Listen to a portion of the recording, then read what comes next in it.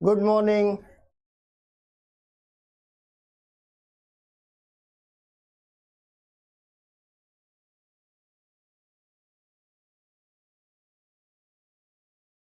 Good morning, good morning.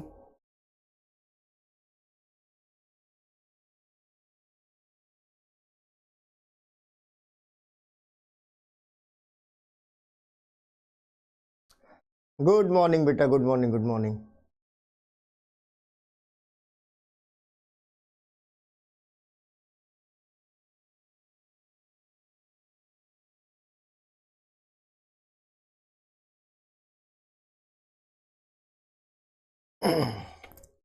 आ जाओ जल्दी जल्दी से, आज बातें कम होंगी और काम ज्यादा होगा।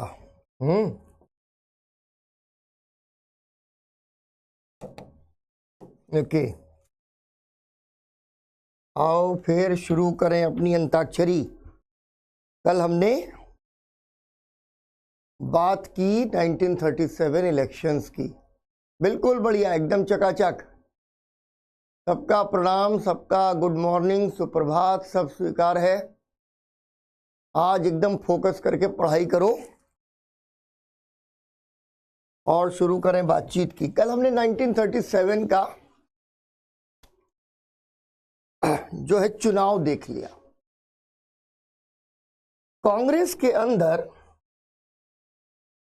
हमने बात की थी आपसे कि दो नेता उभर रहे थे, एक नेहरू और दूसरे सुभाष। ठीक है, और नेहरू और सुभाष मिल करके कांग्रेस के भीतर एक परिवर्तन ला रहे थे। और वो परिवर्तन क्या था? ये दोनों ही नेता समाजवाद को मानते थे। ठीक है, आज एकदम से शुरू ही कर दिया हमने। थोड़ा पहले फोकस पढ़ाई कर लेते हैं, है ना, तब जाके थोड़ा दिल को करार आता है, वरना तो फिर शुरुआत जो है थोड़ी स्लो हो जाती है। तो नेहरू सुभाष कांग्रेस के अंदर एक विचार है समाजवाद। समाजवाद का अर्थ है कि हर तरह के शोषण से मुक्ति और समाज में एक समानता। तो ये दोनों नेता इस विचार के बहुत बड़े प्रतिपादक हैं। और इसी के साथ साथ अगर हम देखें तो भारतीय राष्ट्रीय आंदोलन यानी आजादी की लड़ाई के बीच में ये जो समाजवाद है ये दरअसल तीन तरह से विकसित हो रहा है। ये तीन तरह से विकसित हो रहा है। पहला जो एक तरीका है वो क्या है, जिनके बारे में एक दिन चर्चा चली थी, कम्युनिस्ट। ये कम्युनिस्ट क्या चाहते हैं?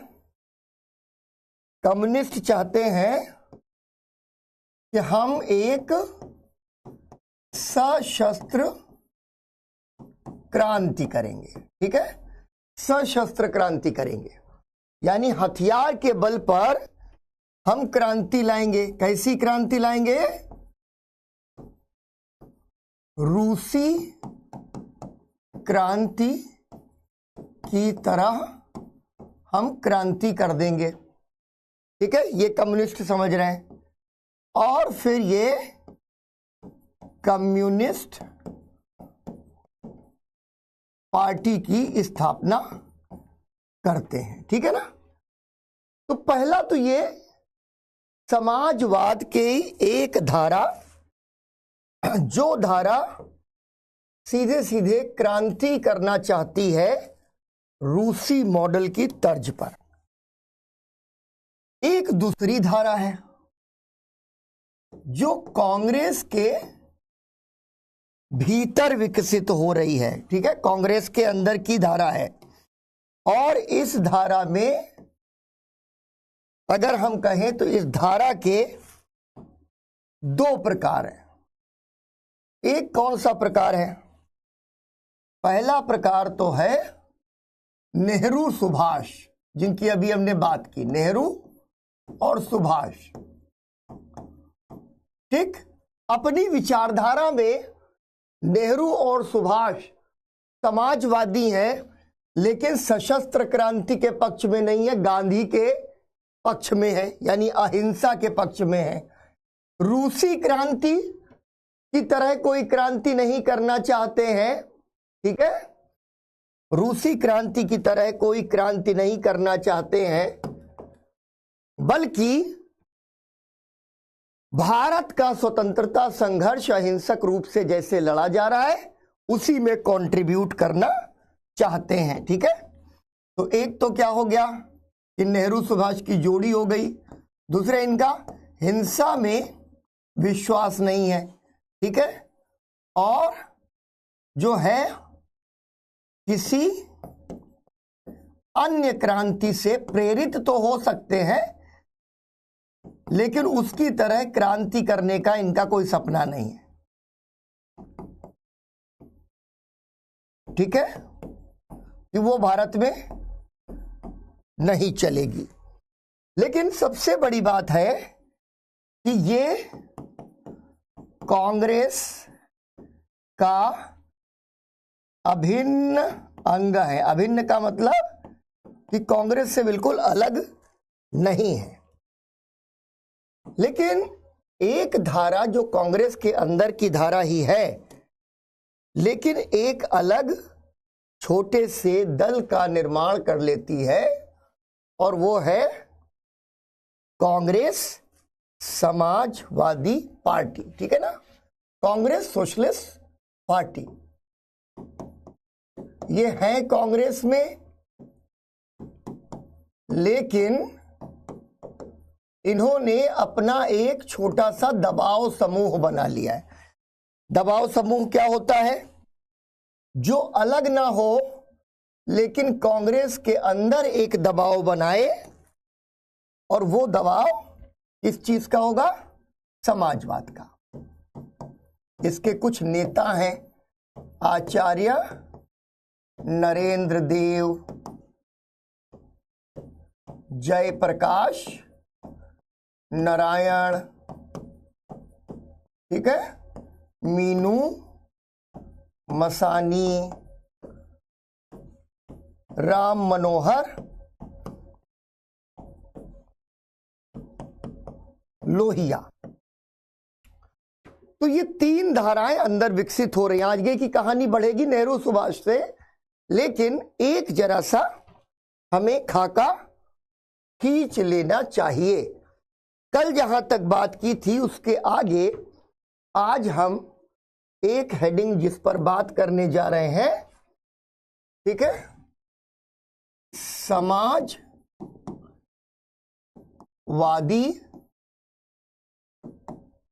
धाराएं। समाजवादी धाराएं, तो ये आपने बना लिया होगा, नहीं बनाया है तो फट से एक फ्लो चार्ट जैसा बना डालो। ठीक है, फ्लो चार्ट जैसा बना डालो। यहां से एक सवाल मुख्य परीक्षा का कि आजादी की लड़ाई के अंदर वामपंथी झुकाव पर पूछा जा सकता है, और कुछ एक तथ्य हैं जो प्रीलिम्स एग्जामिनेशन में पूछे जा सकते हैं। मैंने चैट बॉक्स को अभी फिलहाल बंद कर दिया। अत्याचार मैं करता रहूंगा ये वाला, भले ही कल कौन अपना निधि सृष्टि कौन था जो कह रहा था सर ये तो ज्यादा ही हो गया, थोड़ा आज मैंने फिर से ज्यादा किया, क्योंकि फोकस तुम लोग अपना हटा देते हो। कम से कम अब जब ऑप्शन नहीं है तो मरता क्या ना करता, ध्यान दोगे ही बोर्ड के ऊपर। ठीक, तो ये बना लिया है, तो अब जरा लिखना शुरू करो। हेडिंग आएगी समाजवादी धाराएं, ठीक है, और ये फ्लो चार्ट बन जाएगा 30 सेकेंड में, फट से बनाओ।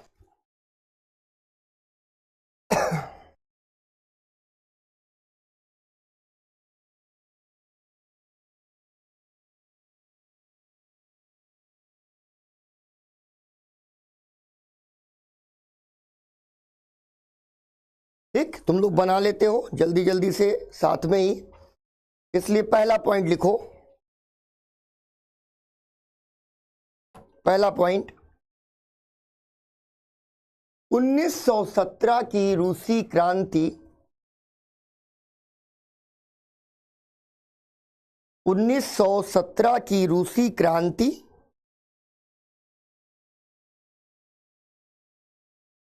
ने भारतीय राष्ट्रीय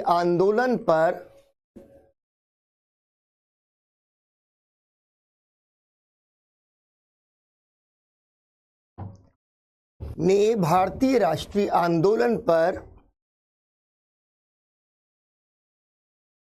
गहरा प्रभाव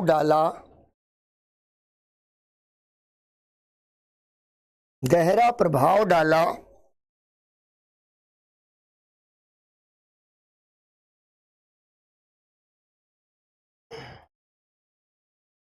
भगत सिंह जैसे क्रांतिकारियों की पूरी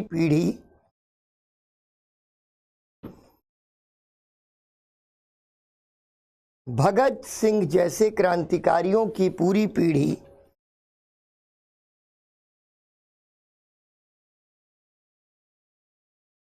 शोषण मुक्त समाज के निर्माण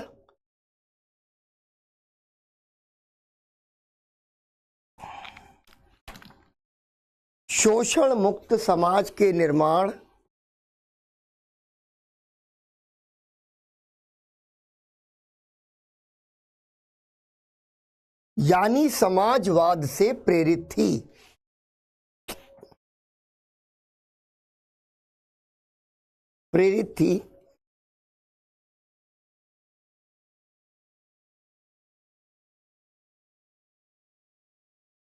परंतु राजनीतिक रूप से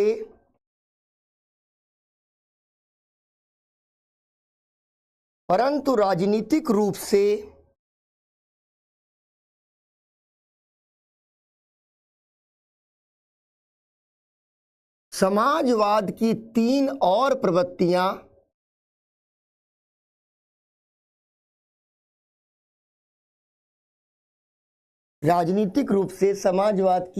और प्रवृत्तियां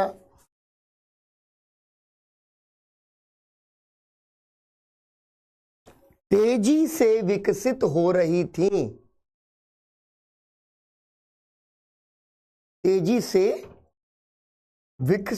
रही थीं।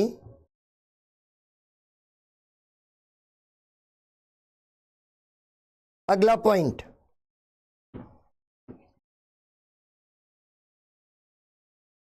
अगले पॉइंटर के अंदर हेडिंग बना दो बुलेट पॉइंट में, कम्युनिस्ट पार्टी ऑफ इंडिया, ये हेडिंग बनाओ। और यहां पर कुछ प्रीलिम्स के सवाल दिमाग में रखो। Communist party of India, bullet point heading dash, indent में पहला बुलेट पॉइंट। अब अगला जो लिख रहे हो कितना इंपॉर्टेंट है, लिखो 1920 में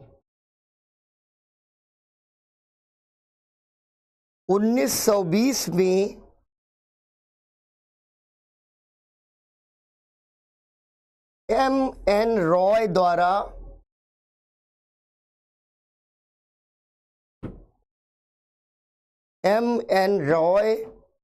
द्वारा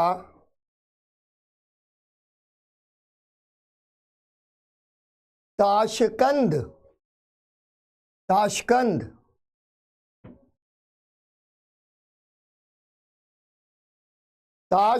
में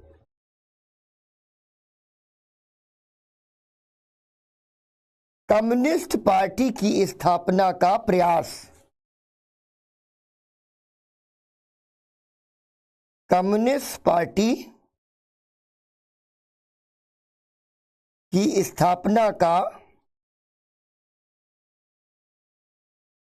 प्रयास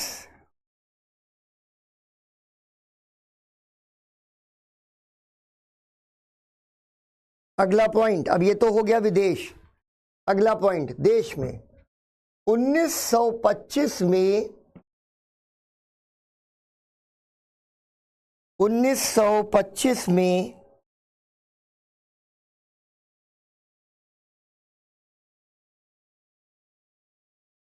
कानपुर में, ठीक है, 1925 में कानपुर में सत्यभक्त द्वारा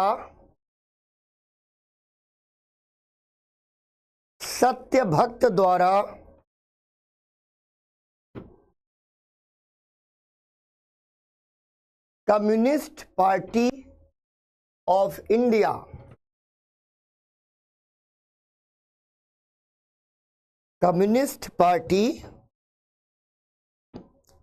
इंडिया की स्थापना। अब देखो प्रीलिम्स के सवाल कैसे कैसे छुपे हैं इसके अंदर, वो देखो जरा। पहली बार कम्युनिस्ट पार्टी की स्थापना का प्रयास निम्न में से किस स्थान पर हुआ? और अगर उसमें Moscow, Tashkent, Berlin, London option आ जाएंगे तो आप ताशकंद जानते हैं। ताशकंद क्या है? उज्बेकिस्तान का जो है ये हिस्सा है, और उज्बेकिस्तान तब रूस का हिस्सा है, यानी सोवियत संघ का। तो अगला सवाल बन सकता है देश के ऊपर, रूस, चीन, क्यूबा, ठीक है, और चौथा उसके अंदर युगोस्लाविया या कोई देश रख देंगे। किसके द्वारा? यानी नेता एम.एन. रॉय के द्वारा।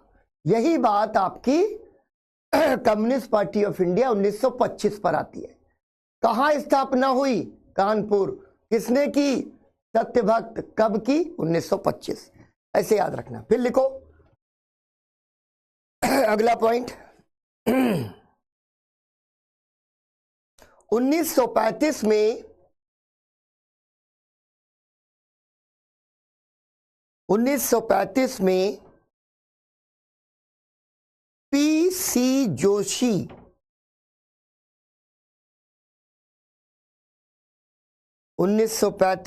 पी.सी. जोशी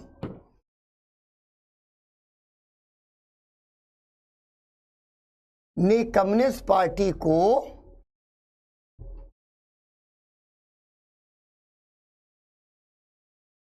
पुनर्गठित किया। ठीक है, कुछ फैक्चुअल इंफॉर्मेशन लिख डालो। गठित किया,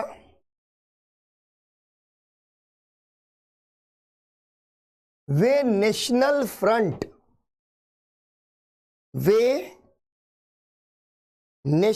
फ्रंट नामक पत्र के संपादक थे।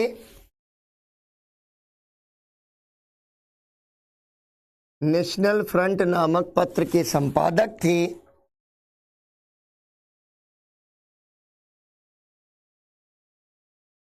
ठीक है, उन्होंने इप्टा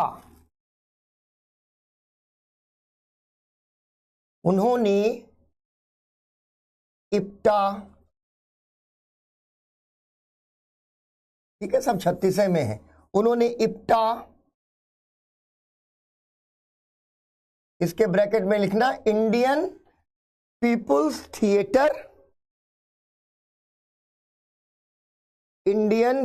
थिएटर एसोसिएशन, इप्टा, और प्रलेस ब्रैकेट में लिख दो प्रगतिशील लेखक संघ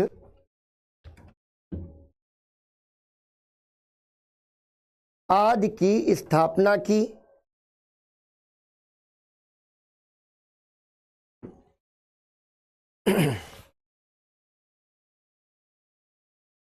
नेक्स्ट पॉइंट,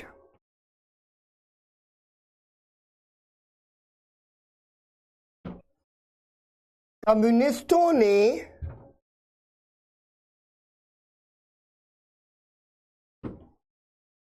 कम्युनिस्टों ने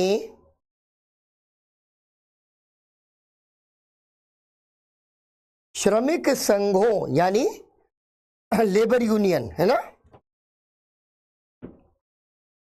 श्रमिक संघों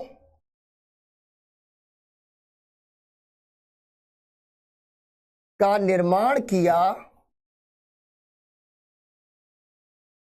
श्रमिक संघों का निर्माण किया तथा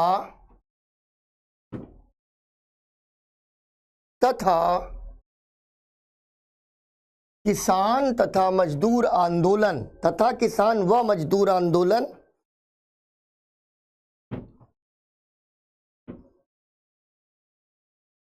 को तीव्र बनाया,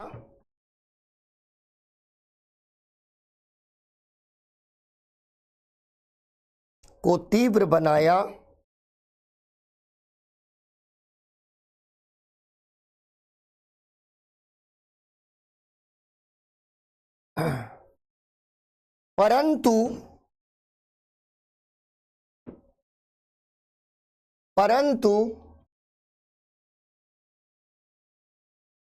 1946 में उन्होंने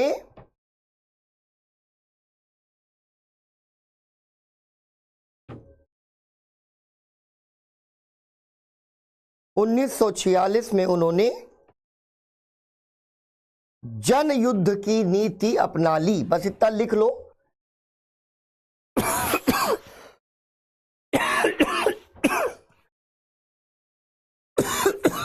जन युद्ध की नीति अपना ली।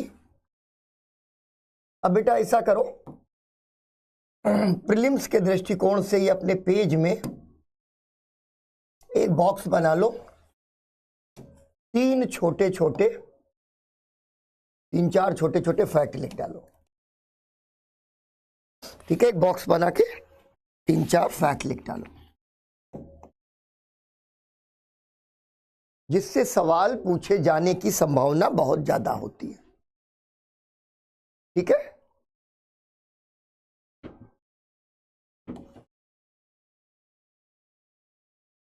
समाजवादी, यहां पर मध्य वर्ग यानी बुर्जुआ नेतृत्व करेगा, लेकिन क्रांति कौन करेगा? श्रमिक। जब ये क्रांति हो जाएगी तो शासन कौन संभाल रहा है? मध्य वर्ग।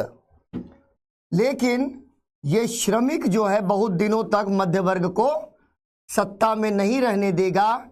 एक समय आएगा जब ये श्रमिक और किसान यहां पर मध्य वर्ग के खिलाफ क्रांति कर देंगे और तब आएगा साम्यवाद। ठीक है रोहन, तब ये साम्यवाद आएगा।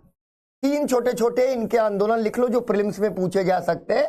विद इन द बॉक्स लिखो, पेशावर षड्यंत्र केस 1922, ये हेडिंग बना देना बॉक्स के अंदर। पेशावर षड्यंत्र केस 1922।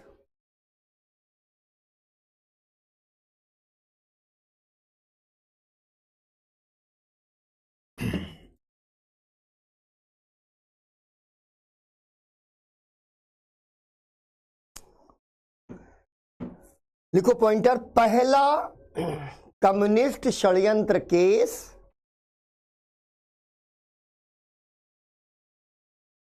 पहला कम्युनिस्ट षड्यंत्र केस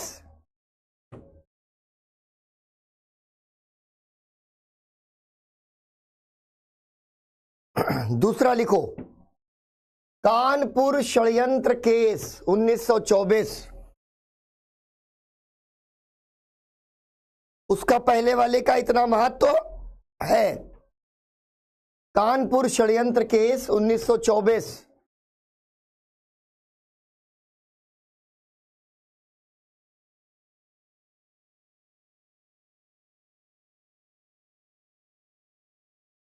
क्रांति का दूसरा प्रयास,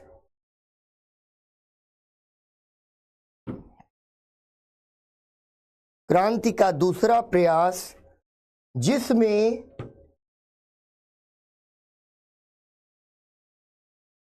शौकत उस्मानी,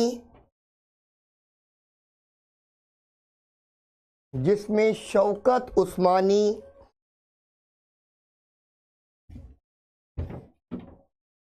मुजफ्फर अहमद,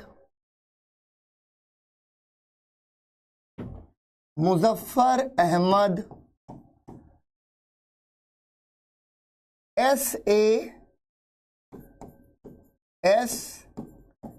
ए डांगे,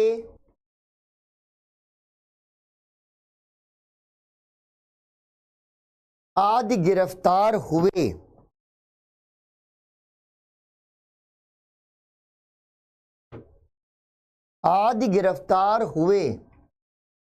तीसरा,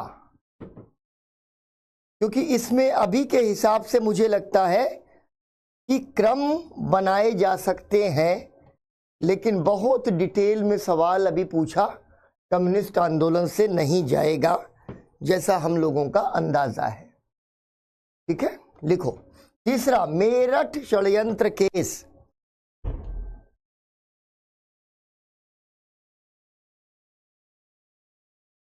मेरठ षड्यंत्र केस 1929।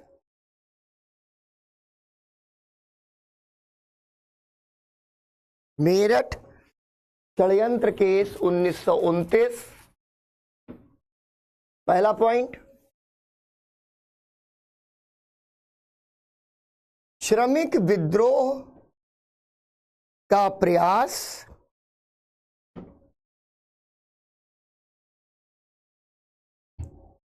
श्रमिक विद्रोह का प्रयास। अब इसमें एक चीज लिख लो, जिसमें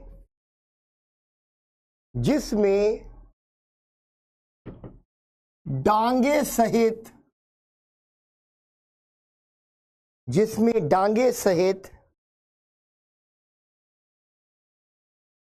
32 लोगों पर मुकदमा चलाया गया। डांगे सहित 32 लोगों पर मुकदमा चलाया गया,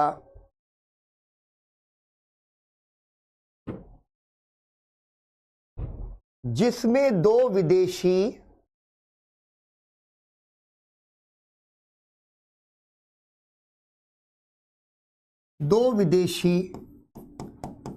फ्रांसिस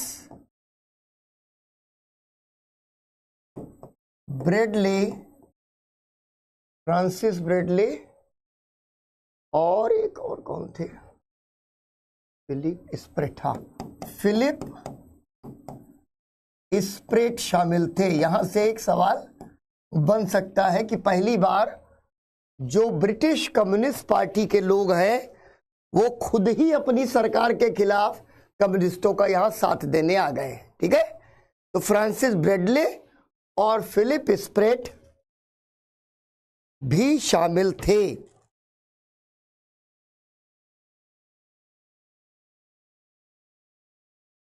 अब इसमें एक महत्वपूर्ण, जहां से प्रीलिम्स का सवाल आने की संभावना इन सबसे ज्यादा है, तेलंगाना सशस्त्र विद्रोह।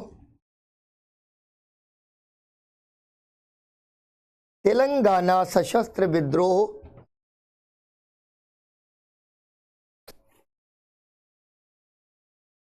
1946।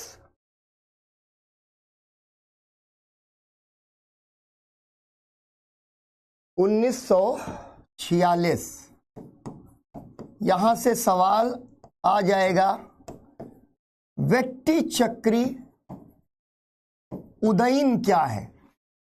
इस विद्रोह को कहा जाता है वेट्टी चक्री उदयन।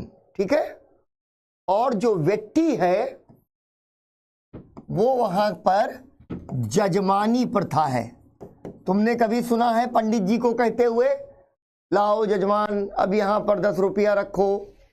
ठीक है, जजमान, पंडित जी जब तुम्हारे आते हैं तो तुमको जजमान कहते हैं, तो जजमान कहते कहते पंडित जी बहुत पैसा ऐंठ लेते हैं, इसलिए जजमानी प्रथा वहां एक जबरदस्ती की प्रथा बन गई थी और उसके खिलाफ भी ये जो है एक गुस्सा लोगों के अंदर था, इसलिए कई बार उसको वेट्टी कहा गया।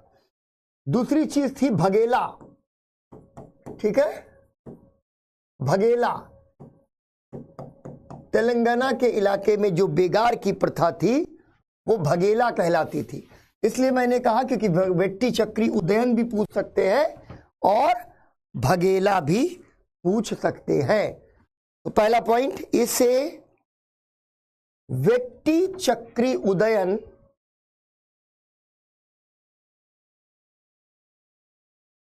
भी कहा गया।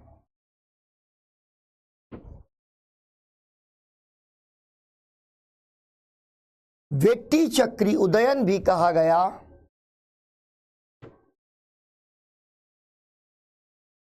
वेट्टी यानी जजमानी प्रथा, वेट्टी यानी जजमानी प्रथा और भगेला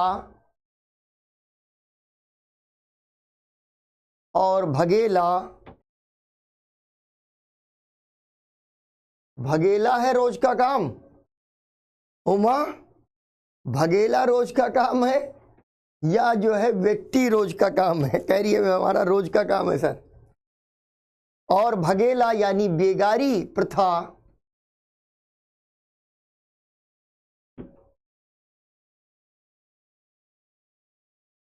के विरुद्ध जनता में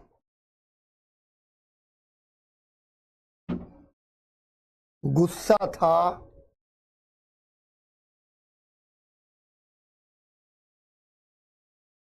परंतु यह विद्रोह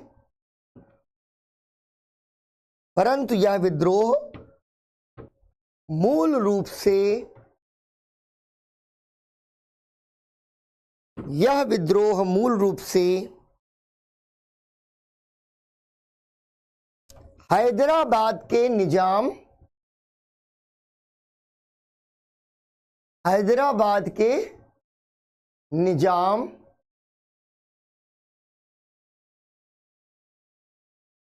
हैदराबाद के निजाम के खिलाफ था। ठीक है, आखिरी सवाल आ सकता है, कहां से शुरू हुआ? यह वारंगल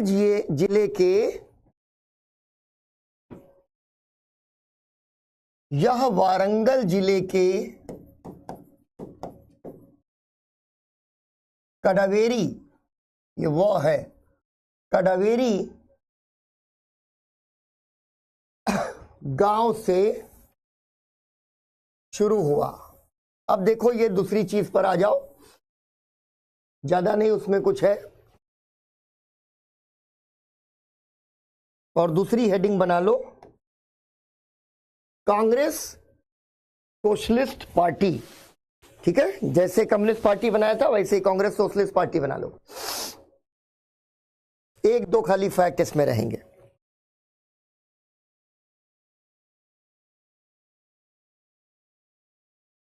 ठीक, फिर एक इंपॉर्टेंट सवाल आ जाएगा, और कितने इजी सवाल बनाती है यूपीएससी।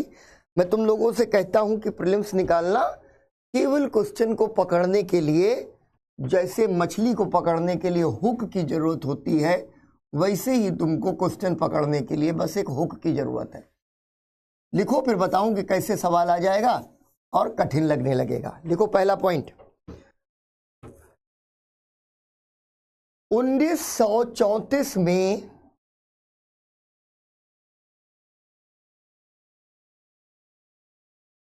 बंबई में स्थापित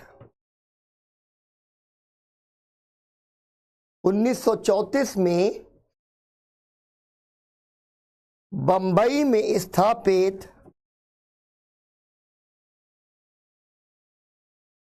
कांग्रेस सोशलिस्ट या कांग्रेस समाजवादी, जैसा तुमको ठीक लगे, कांग्रेस सोशलिस्ट पार्टी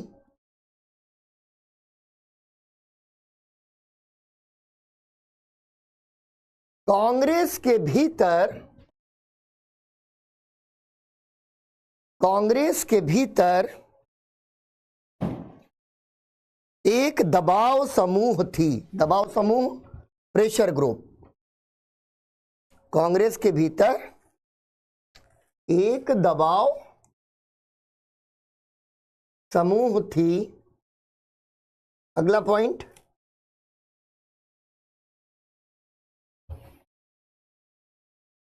अगला पॉइंट, आचार्य नरेंद्र देव, आचार्य नरेंद्र देव, जय प्रकाश नारायण,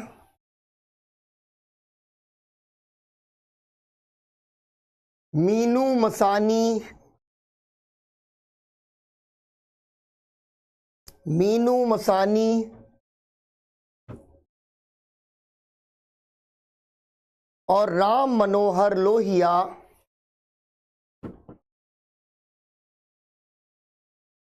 राम मनोहर लोहिया इसके प्रमुख नेता थे।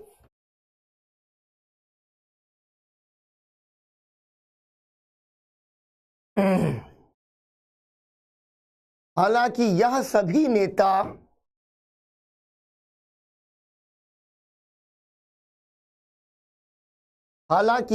नेता नेहरू और सुभाष,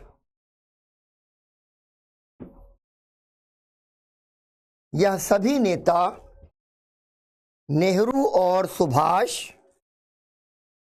के नेतृत्व में काम करते थे। अब देखो हुआ क्या, एक चीज समझ लेना। मैंने कहा दो नेता हैं, नेहरू हैं और सुभाष हैं, बहुत तगड़े नेता हैं। नेहरू जो है और सुभाष,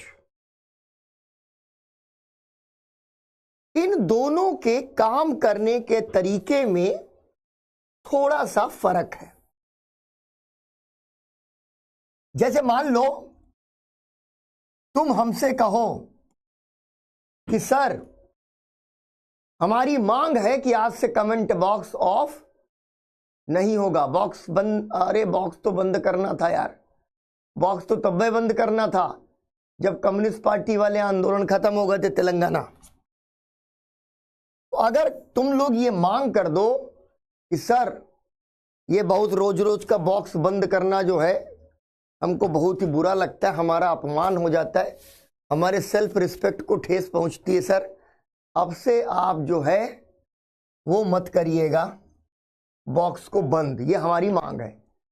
तो हमने कहा कि ठीक है, ये मांग हम आज तुमने मांग की, हमने कल तुम्हारी मांग स्वीकार कर ली। तो भाई थोड़े समय तो शांत रहोगे, ठीक? लेकिन जैसे ही हमने तुम्हारी ये मांग मानी, तुम फिर आगे बढ़ जाओगे, तुम कहोगे सर अब हम समझ चुके हैं कि आप हमारी मांगों के सामने मजबूर हैं, इसलिए हम आपको जीने नहीं देंगे चैन से। अब आप चैट बॉक्स को तो बंद नहीं ही करेंगे, चैट बॉक्स में हम बकवास करेंगे तब भी बंद नहीं करेंगे, ठीक है? तो क्या हुआ, तुमने देखा कि सर इतना मान गए, तो इसका मतलब है हम लोग ताकतवर हो गए और अब जरा नेतागिरी करने की फुलटुक कोशिश की जानी चाहिए। बॉक्स को बंद कर दो तेलंगाना के बाद। बेटा संध्या क्या सवाल है बेटा? अक्षिता कमेंट बॉक्स को देख लें, बताओ क्या देखना है कमेंट बॉक्स में, बोलो फिर आगे बढ़े। संध्या, अक्षिता,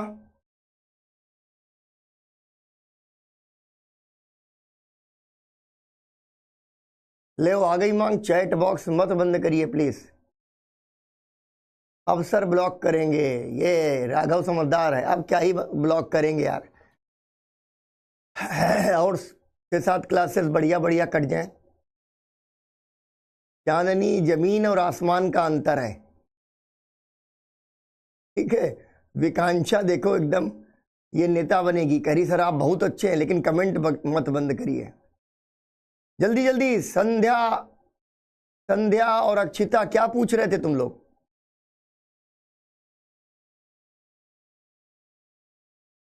अरे पूछ तो रहे हैं अक्षिता।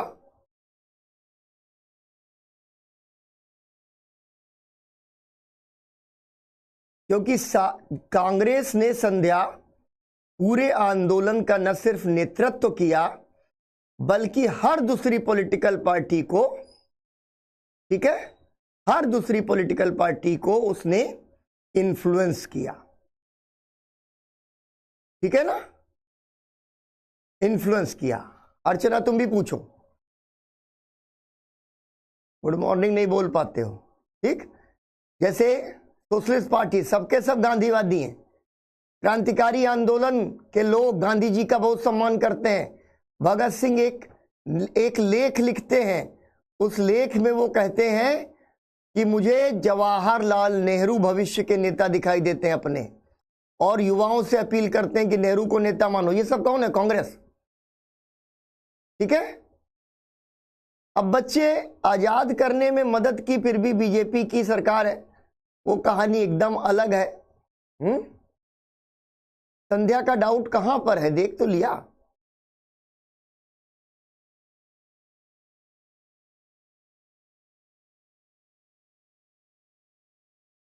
नहीं, समाजवाद की ओर, विचारधारा की ओर है। ठीक है योगेश, विचारधारा की ओर। ठीक, तो ये समाजवाद का मतलब सोवियत संघ नहीं है, लेकिन फिर भी समाजवाद का मतलब शोषण मुक्त समाज है। अब चांदनी क्या कहेंगे इस सवाल पर? तुम ही लोग, तुम्हारी पीढ़ी अपने हिसाब से सोचेगी। दबाव समूह बेटा होता है, जैसे दबाव समूह बना लो तुम लोग। आदित्य ने और पता चला जो है प्रियांशु, 10 बच्चों ने मिलकर के तब जो है गुट बना लिया कि सर के ऊपर क्लास में दबाव बनाएंगे कि चैट बॉक्स बंद ना करें। ठीक, सुनो, अब तो मॉडर्न इंडिया ऐसा है, उस पर जब तुम्हारे दिमाग में सवाल निकलना शुरू होते हैं ना तो फिर कुछ भी निकलने लगता है। इसलिए फोकस करो क्लास पर। मैं क्या बता रहा हूं कि नेहरू जी क्या करते हैं कि नेहरू जी एक चीज समझ रहे हैं कि देश में जनता किसके पीछे है? गांधी के पीछे है।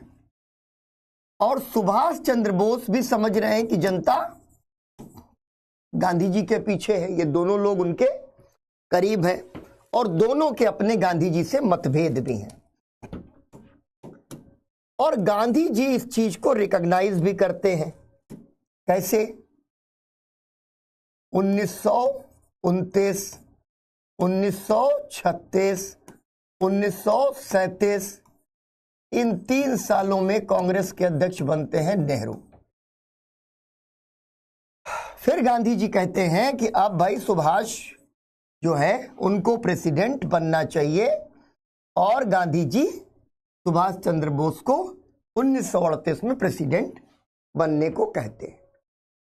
गांधी जी 1934 के बाद कांग्रेस में नहीं है, लेकिन इतना सम्मान है कि हर नेता जाकर गांधी जी के पास, बेटा ऐसे नहीं देख पाएंगे कमेंट्स में फिर क्लास ही चलती रह जाएगी। मतलब कमेंट्स, संध्या को मैंने 4 बार कहा कि बच्चे लिखो तुम, और जो उसका एक सवाल था उसका जवाब भी दे दिया। तो उसकी कंट्रोवर्सी मत क्रिएट करो और ध्यान लगाओ जरा क्लास के ऊपर। ठीक, 1938 और फिर 1939। 1938 में हरिपुरा कांग्रेस में सुभाष अध्यक्ष बने, और उसके बाद त्रिपुरी अधिवेशन में भी जो है सुभाष अध्यक्ष बने। लेकिन एक संकट जिस पर प्रीलिम्स में भी सवाल आया और मेंस में भी सवाल आया, ठीक है, वो है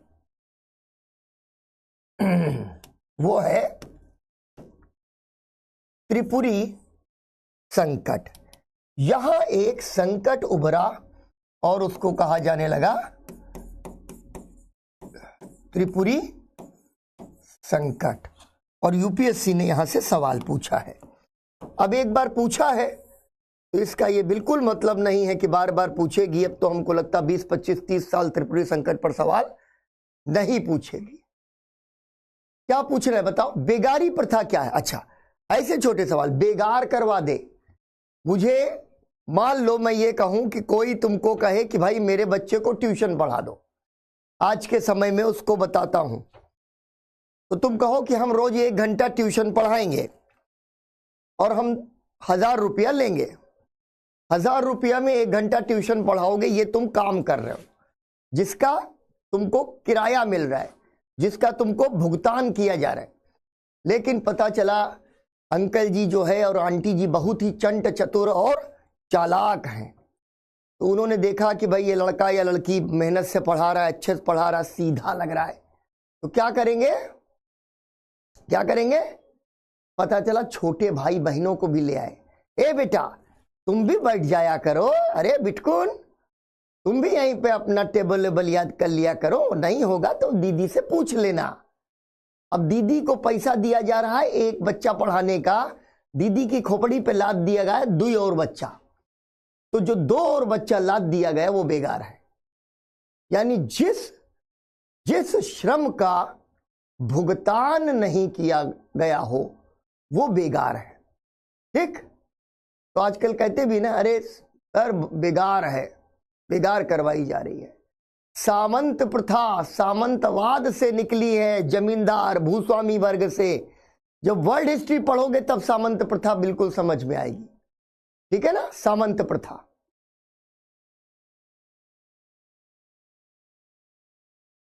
देश के पीएम वो बनना ही नहीं चाहते थे बेटा।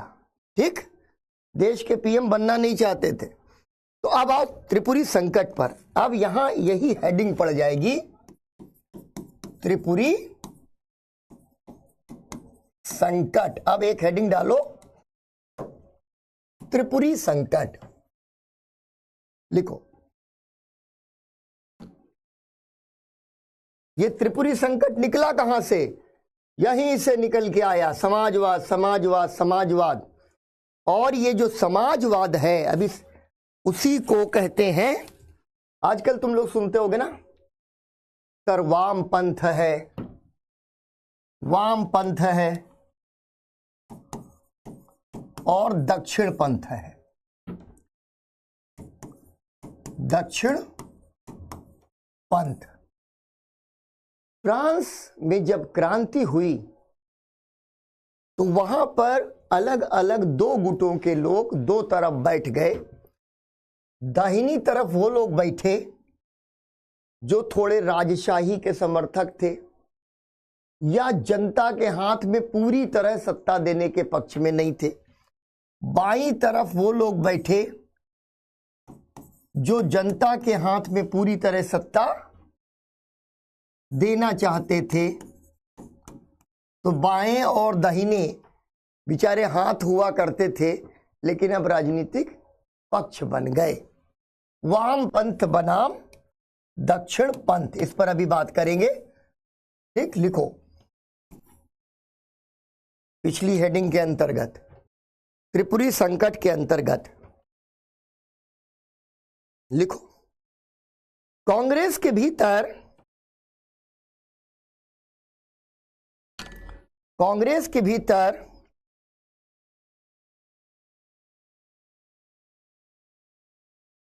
गांधी जी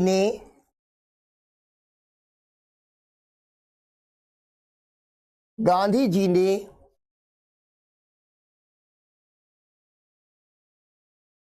युवा वामपंथी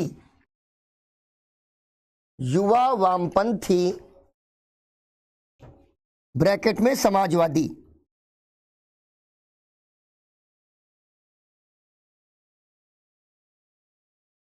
युवा वामपंथी ब्रैकेट में समाजवादी नेतृत्व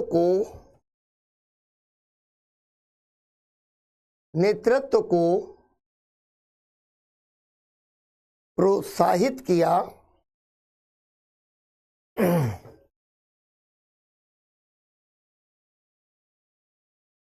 नेहरू 1929, नेहरू 1929 ब्रैकेट में लाहौर,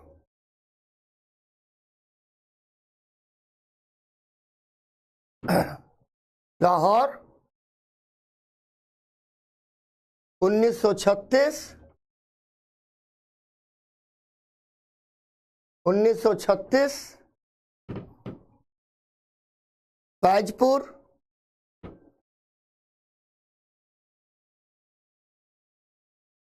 और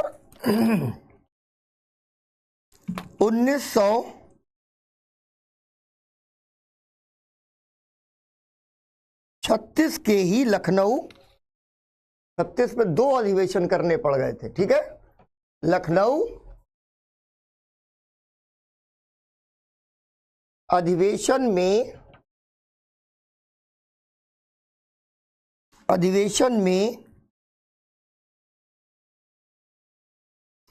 कांग्रेस अध्यक्ष बने,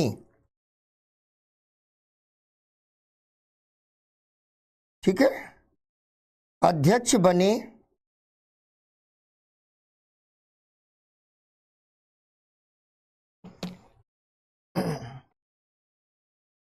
1938 में 1938 में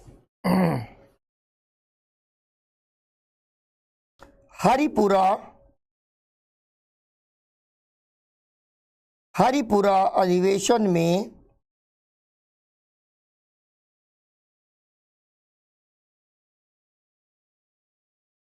हरिपुरा अधिवेशन ब्रैकेट में लिख दो गुजरात, है ना। हरिपुरा अधिवेशन ब्रैकेट में गुजरात में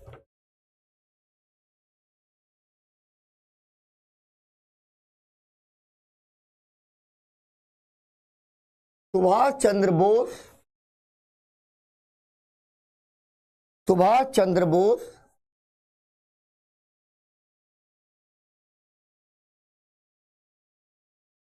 गांधी जी की सहमति से अध्यक्ष बने।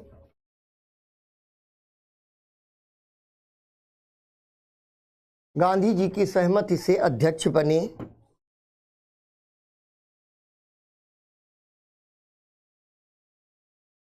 परंतु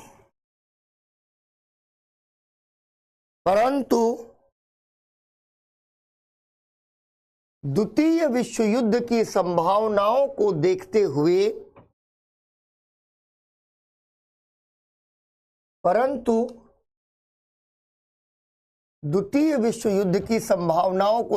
हुए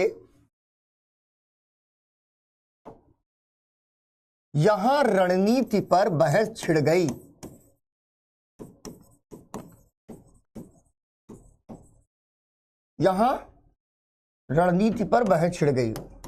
जब वर्ल्ड हिस्ट्री पढ़ते हो तो वर्ल्ड विश्व युद्ध ज्यादा समझ में आएगा, लेकिन एक नाम तो तुमने सुना है, हिटलर, है ना। अब हुआ क्या, हिटलर अपने यहां अल्पसंख्यकों पर अत्याचार कर रहा है, यहूदियों का नरसंहार कर रहा है, और इतना आक्रामक है कि ऐसा लग रहा है। गांधी जी किसके समर्थक थे? गांधी जी बेटा इन दोनों में से किसी चक्कर में नहीं पड़े, ठीक है ना। चांदनी गांधी जी इसके पहले भी बहुत कुछ भांप गए थे बेटा। 1928 के कलकत्ता अधिवेशन में ही गांधी जी ये समझ गए थे कि नेताजी थोड़ा अलग तरीके से सोच रहे हैं, और ये गांधी जी का अपना जो समझ थी वो भिन्न थी। तो हिटलर क्या कर रहा था? अल्पसंख्यकों पर अत्याचार कर रहा था और साम्राज्यवादी विस्तार कर रहा था, देशों को हड़प रहा था हिटलर के बारे में यह सोचा गया कि हिटलर केवल साम्राज्य का विस्तार नहीं कर रहा है, अपने यहां के अल्पसंख्यकों को मारे दे रहा है। यहूदी बेटा एक धर्म है, ठीक है, यहूदी धर्म है, और आज जो इजराइल है, ठीक है, वो इजराइल यहूदियों का होमलैंड ठीक है, उनका अपना घर बसाने के उद्देश्य से प्रथम विश्व युद्ध के बाद बनाया गया। ठीक है, यहूदी ये जो जेरूसलम जहां से इस्लाम निकला लगभग वहीं आसपास से उसके समय कुछ समय पहले यहूदी धर्म की स्थापना हुई थी। ठीक है, यहूदी धर्म की स्थापना हुई थी। तो यहूदियों को हिटलर मार रहा था, तो ये दुनिया के लिए खतरा बन गया। आज तुम लोग वो अपना कोरिया वाला कौन है, ठीक है, जिसका छोटा छोटा बाल कटा रहता है, गवद्दा मोटका, ठीक है, युद्ध राज्य में बदल दिया। बिल्कुल हिटलर के विरोध वगैरह की बात वर्ल्ड हिस्ट्री में पढ़नी, अभी केवल ये रेफरेंस चलना है कि वहां विश्व युद्ध छिड़ गया। अब कांग्रेस में दो मत हैं। एक मत ये है कि अंग्रेज जो है हिटलर के खिलाफ लड़ रहे हैं, अंग्रेज बहुत बुरे हैं, लेकिन कभी कभी कहते हैं ना कि हमें सांपनाथ और नागनाथ, किम जोंग उन, ये किम जोंग उन का पापा था। किम जोंग उन को कहा जाता है ना कि लाल बटन अपने हाथ में रखता है, मार देंगे मिसाइल दाब देंगे, हर समय धमकी दिया करता है। ठीक है, चाय पिएंगे, अगर मान लो कि कोई डिप्लोमेट उसके साथ बैठा हो तो वो लाल बटन देख के उसका ना कलेजा कांपता रहेगा। ये उससे भी बड़ा पागल था। तो हिटलर दुनिया के लिए खतरा बन गया। तो एक बात यह आई कि अभी ब्रिटेन परेशान है, तो ब्रिटेन की परेशानी का फायदा उठाया जाना चाहिए। और दुश्मन का दुश्मन मेरा दोस्त, दुश्मन का दुश्मन मेरा दोस्त, यानी हिटलर ब्रिटेन का दुश्मन है, इसलिए हिटलर भारत का मित्र हो सकता है। एक समझ ये है। दूसरी तरफ वो क्या कर रहे हैं, दूसरे लोगों का मानना है कि हिटलर ने जो तानाशाही कायम की थी, उस तानाशाही को कहते थे नाजीवाद। ये सब वर्ल्ड हिस्ट्री में समझ में आएगा, अभी खाली रेफरेंस समझ लो। नाजीवाद के विरुद्ध संघर्ष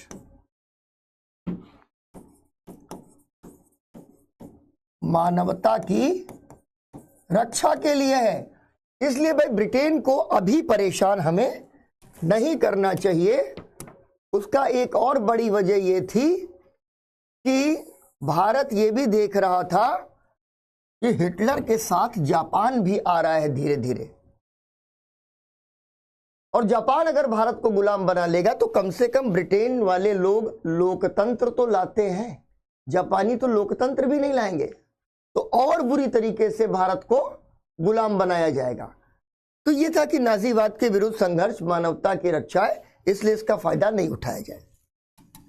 अब इसको मानने वाले हैं सुभाष चंद्र बोस जो अध्यक्ष हैं, ठीक है, और दूसरी तरफ हैं हमारे सरदार पटेल जैसे लोग, और बीच में हैं गांधी जी और नेहरू, ठीक है, जो दोनों के बीच समझौता कराने की कोशिश करते हैं। सरदार पटेल और सुभाष चंद्र बोस और समाजवादियों के बीच में बड़ा झगड़ा चलता था, आपस में विचारधारा का संघर्ष था। सरदार पटेल को लगता था कि सुभाष वगैरह अति क्रांतिकारी हैं, और सुभाष वगैरह को लगता था कि सरदार पटेल वगैरह बहुत ही समझौतावादी हैं, समझौता कर लेंगे। हाँ बिल्कुल, फ्लो चार्ट बना लो। तो अब क्या है, ये पक्ष कह रहा था कि तुरंत आंदोलन छेड़ें। गांधी जी से ही कह रहे थे, क्योंकि आंदोलन गांधी जी छेड़ेंगे, ये बात एकदम सबको पता है कि अगर गांधी जी आंदोलन नहीं छेड़ेंगे आंदोलन नहीं होगा, तुरंत आंदोलन छेड़ें। और गांधी जी की मान्यता इसके विपरीत थी। तो जब ये नहीं हुआ तो सुभाष चंद्र बोस ने ये कहा कि अब वो समय आ गया है जब कांग्रेस को दो खेमों में तोड़ देना चाहिए, और वो खेमे कौन से हैं? वामपंथ और दक्षिण पंथ। ठीक, वामपंथ और दक्षिण पंथ। सुभाष चंद्र बोस ने ये कॉल दे दी, लेकिन सुभाष चंद्र बोस बहुत पॉपुलर लीडर हैं युवाओं में। ठीक है, चुनाव होगा, चुनाव में सुभाष बाबू जीत जाएंगे, लेकिन जब वो जीत जाएंगे तो सरदार पटेल और बाकी लोग यही कहेंगे कि आप तो वामपंथ और दक्षिण पंथ की लड़ाई लड़ रहे हैं, हमको हमारे ऊपर आप उल्टे सीधे आरोप लगा रहे हैं। तो उन लोगों ने कहा कि आप अपनी कार्यकारिणी बनाइए ना, कांग्रेस कार्य समिति CWC जिसकी बात की थी। सुभाष बाबू अकेले पड़ गए। गांधी जी, सरदार पटेल और नेहरू ने आखिरी तक कोशिश की कि सुभाष बाबू समझ जाएं, लेकिन मामला नहीं बना और त्रिपुरी संकट आ गया। ठीक है, और त्रिपुरी संकट के बाद ही सुभाष ने कांग्रेस के अध्यक्ष पद से इस्तीफा दिया, फिर फॉरवर्ड ब्लॉक बनाया कांग्रेस के अंतर्गत, और अंत में देश छोड़ के चले गए। यहां से INA की कहानी शुरू होगी। ठीक है, तो जरा लिखो त्रिपुरी संकट में ये फ्लो चार्ट के बाद।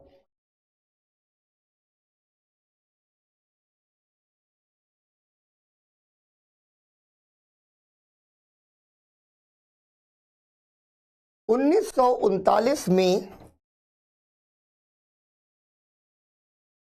उनतालीस में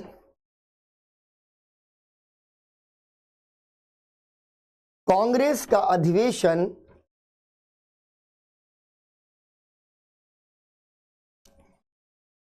त्रिपुरी में होना था। अब अगर सवाल पूछ दें, जो सवाल ऐसे पूछ देते हैं कि 1939 का कांग्रेस अधिवेशन त्रिपुरी में स्थित है।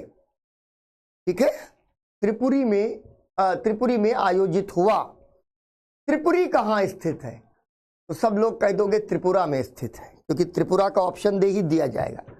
मध्य प्रदेश में है त्रिपुरी। ठीक है, लिखो त्रिपुरी मध्य प्रदेश में स्थित है। अगला पॉइंट, द्वितीय विश्व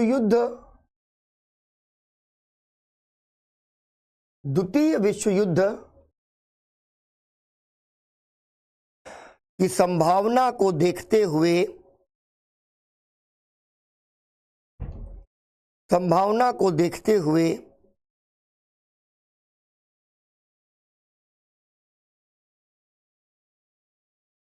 कांग्रेस के भीतर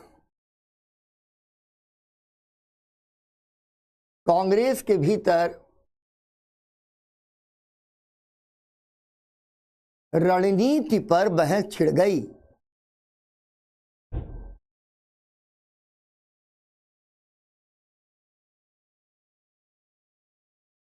ठीक है,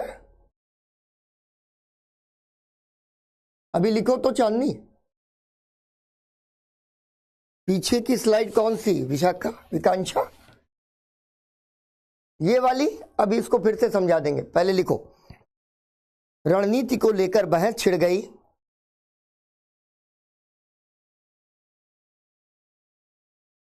सुभाष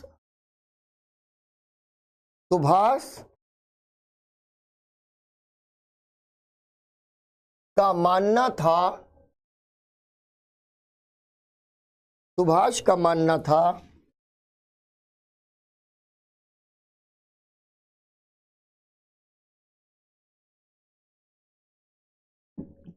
कि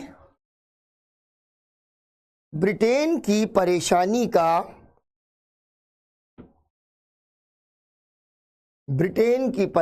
का लाभ उठाया जाना चाहिए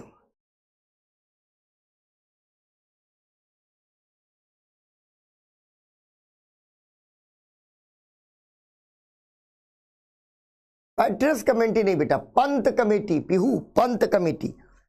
ठीक है। हाँ, लिखो। फायदा उठाया या लाभ उठाया जाना चाहिए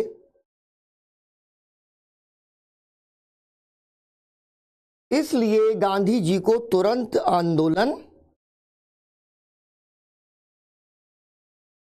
छेड़ देना चाहिए।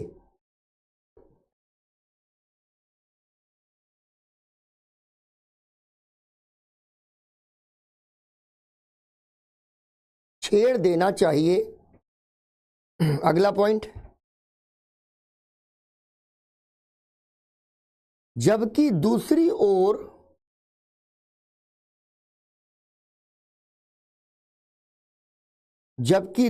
ओर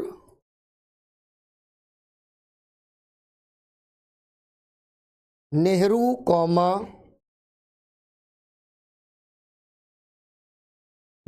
कॉमा गांधी जी और उनके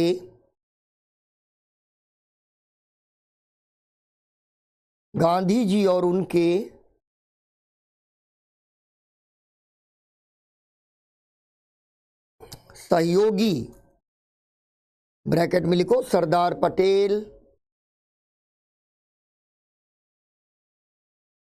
पटेल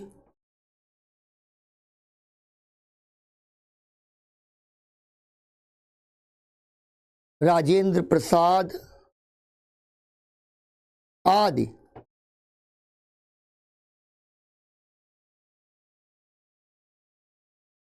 ब्रैकेट बंद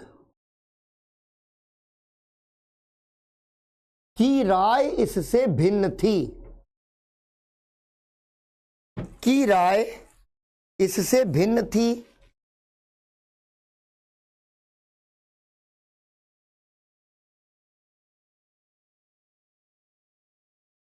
उनका मानना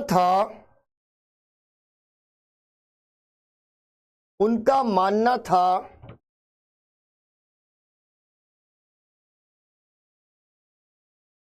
कि हिटलर न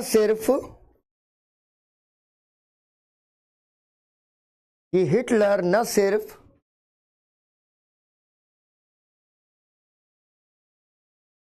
दुनिया को विश्व युद्ध की ओर ले जा रहा है,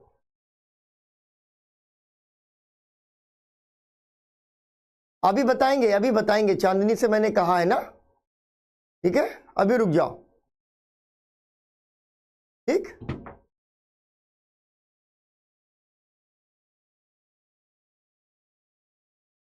करके बोर्ड को पोलियो हो गया है। कहाँ पोलियो हो गया है? कुछ गड़बड़ दिखाई दे रहा है क्या जयदेव? हिंदी टाइपिंग कैसे होती? गूगल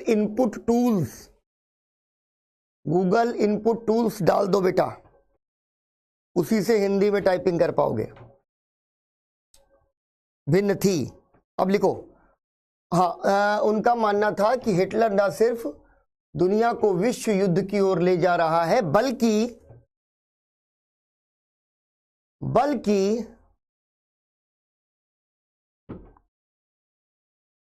वह समस्त मानवता के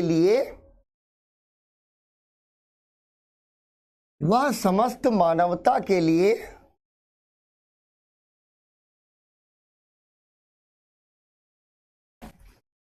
एक खतरा है।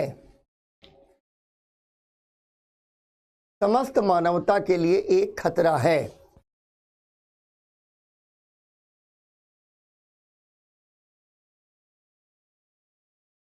अगला पॉइंट,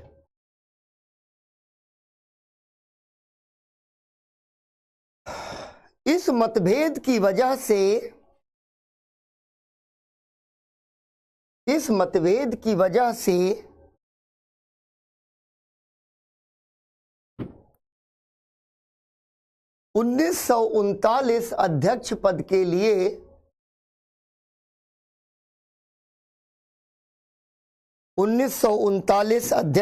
के लिए चुनाव अवश्यंभावी हो गया। चुनाव अवश्यंभावी हो गया।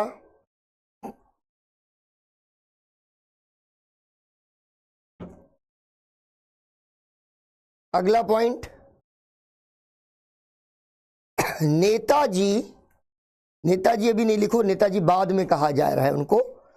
देखो, सुभाष ने अपने चुनाव प्रचार में,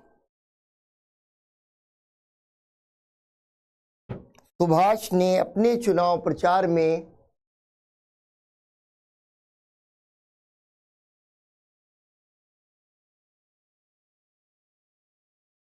कांग्रेस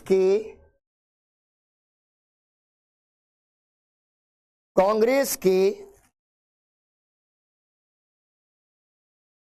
गांधीवादी नेताओं पर, कांग्रेस के गांधीवादी नेताओं पर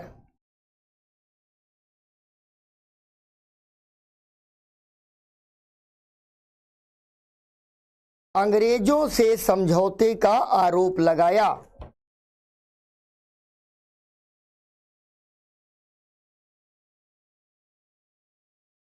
अंग्रेजों से समझौते का आरोप लगाया। 1935 का एक्ट याद है, प्रांतों में चुनाव हो गए, कांग्रेस ने केंद्र के चुनाव मना कर दिए। ठीक है, कांग्रेस ने अभी विकांक्षा बता रहे। ठीक है,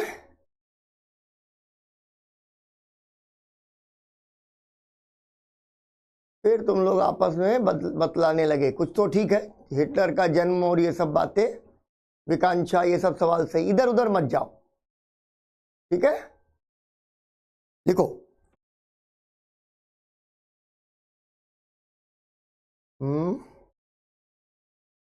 समझौते का आरोप लगाया। 1935 का एक्ट याद है। तो एक ऑल इंडिया फेडरेशन की बात हुई थी ना, फेडरेशन कि केंद्र में सरकार बनेगी। सुभाष बाबू ने कहना शुरू किया कि ये जो नेता हैं, जिनको कांग्रेस में दक्षिण पंथ के नेता वो कह रहे थे, ये अंग्रेजों से मिलकर के फेडरेशन के मुद्दे पर समझौता कर रहे हैं, चुपचाप समझौता कर रहे हैं, और ये अंग्रेजों से समझौता कर रहे हैं, इसीलिए आंदोलन नहीं छेड़ा जा रहा है। अच्छा, जो दक्षिणपंथी नेता थे, वो नेता भी बहुत देशभक्त नेता हैं, सरदार पटेल। ठीक है, यहां पर बैठे हुए। तो सरदार पटेल वगैरह को ये बड़ा बुरा लगा कि यार हमारी जो है देशभक्ति पर शक हो रहा है, अंग्रेजों से लड़ने के हमारे कमिटमेंट पे शक हो रहा है। तो क्या हो गया, दो बन गए खेमे, वामपंथ और दक्षिण पंथ के खेमे बन गए। और चुनाव प्रचार में मामला तीखा होता चला जा रहा है। ठीक है, तो लिखो, सुभाष ने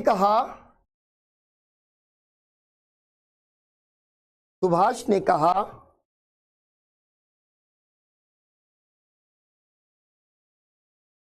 कि पटेल आदि नेता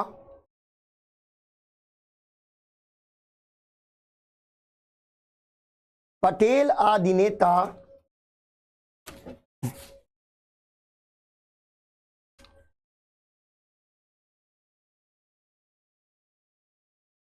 उन्नीस सौ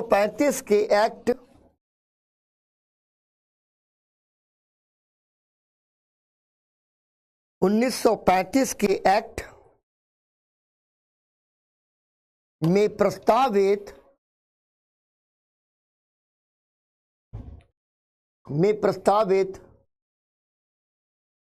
अखिल भारतीय संघ को लेकर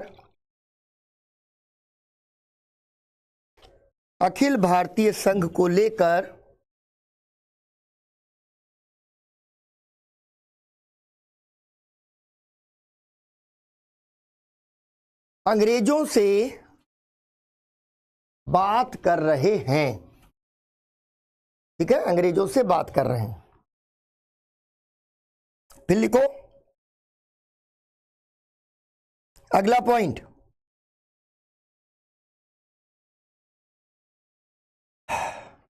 अगला पॉइंट, इस प्रकार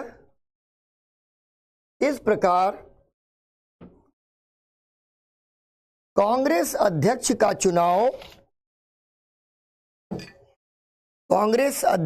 चुनाव दक्षिण पंथ बनाम वाम पंथ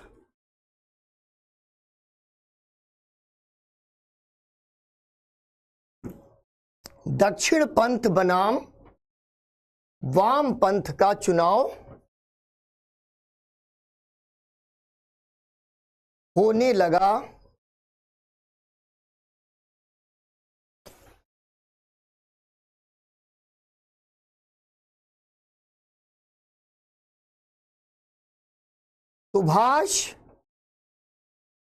सुभाष ने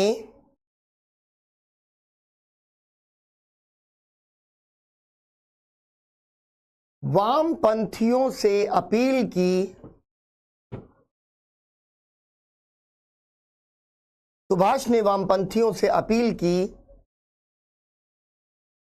कि वे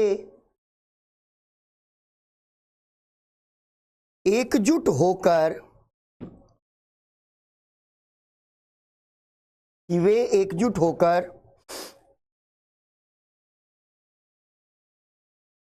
दक्षिण पंथियों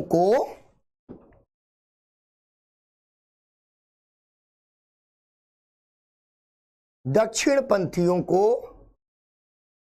हाशिए पर ढकेल दें।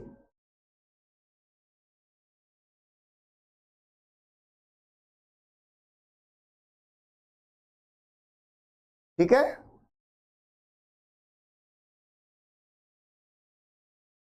है, हाशिए पर धकेल दें। अगला पॉइंट लिखो। अब क्या हुआ, चुनाव बन गया। इधर से तो सुभाष आ गए और इन लोगों ने अपनी तरफ से कैंडिडेट बनाया पट्टाभी सीतारमैया को और हो गया चुनाव। पट्टाभी सीतारमैया, ठीक। अब ये चुनाव हुआ। जाहिर सी बात है कि इस चुनाव के अंदर भाई सुभाष एक युवा लोकप्रिय नेता है, लेकिन सरदार पटेल संगठन के सबसे ताकतवर व्यक्ति हैं। चुनाव जबरदस्त हुआ। अभी तक गांधी जी चुप बैठे हैं कि भाई किसी तरीके से कोई रास्ता निकल आए। चुनाव हुआ, चुनाव में समाजवादी, कांग्रेस समाजवादी, नेहरू, ठीक है, और तमाम सारे लोग सुभाष के साथ अभी खड़े हैं। 1580 वोट इनको मिला और इनको मिला 1377 वोट और पट्टाभी सीतारमैया चुनाव हार गए। ठीक है, सुभाष जीत गए चुनाव। यानी ये सिद्ध हो गया कि सुभाष जो है उनको ज्यादा वोट मिला तो उनको यहां पर उनकी लोकप्रियता अच्छी है। सुभाष को लगा कि अब तो समय आ गया है जब हमें इनको किनारे लगा देना चाहिए। तो कांग्रेस का विभाजन आसन्न हो गया और यहां गांधी जी आए और गांधी जी ने कहा कि पट्टाभी सीतारमैया की हार मेरी हार है। अच्छा कृष्ण, अभी मैं बता देता हूं। मैंने अभी फ्रांसीसी क्रांति का उदाहरण लिया था, ठीक है, फ्रांसीसी क्रांति का। तो ये जो समाजवादी लोग थे ये अपने आप को कहने लगे कि हम वामपंथी हैं, और जो गांधीवादी लोग थे, ठीक है, उन गांधीवादी लोगों को ये कहने लगे कि ये दक्षिणपंथी हैं। कांग्रेस के संदर्भ में इसको समझ लो, ठीक है। ये जनता वोट नहीं कर रही है बेटा, ये कांग्रेस के लोग वोट कर रहे हैं इस चुनाव में। ये आम जनता यहां वोट नहीं दे रही है। चांदनी, ये कांग्रेस के जो लोग हैं वो जो है वोट दे रहे हैं। गांधी जी ने कह दिया कि पट्टाभी सीतारमैया की हार मेरी हार थी। जैसे ये बात आई कि गांधी जी ने कह दिया है कि सीतारमैया की हार मेरी हार है, जो लोग भी सुभाष की तरफ खड़े थे, जैसे नेहरू समाजवादी पार्टी के भीतर कम्युनिस्ट, ये सारे लोगों ने ये कहा कि अगर आज पार्टी में स्थिति ये बन रही है कि वामपंथ और दक्षिण पंथ की लड़ाई अभी तक जो बनी हुई थी, अगर इस लड़ाई को हम गांधी जी के खिलाफ लड़ाई मान लेंगे तो भैया इस देश में गांधी का कोई विकल्प नहीं है। ये सारे लोग सुभाष के साथ बातचीत में आ गए कि आपको फिर से सोचना चाहिए, ये विभाजन पार्टी में ना हो और गांधी जी को अभी हटाने का कोई प्रश्न खड़ा नहीं होता है। ठीक है ना, समझ रहे हो? तो यहां पर अगला पॉइंट लिखो,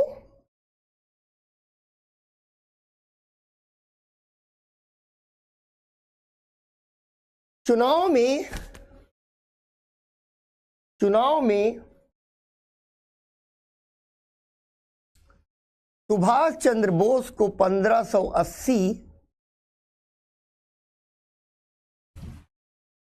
1580 और पट्टाभी सीतारमैया को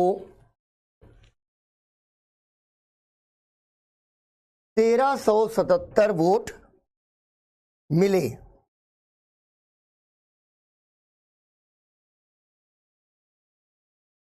और सुभाष अध्यक्ष चुन लिए गए।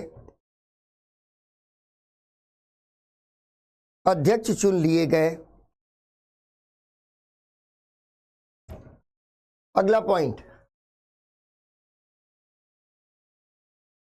गांधी जी ने कहा डैश लगा के, पट्टाभी सीतारमैया की हार मेरी हार है।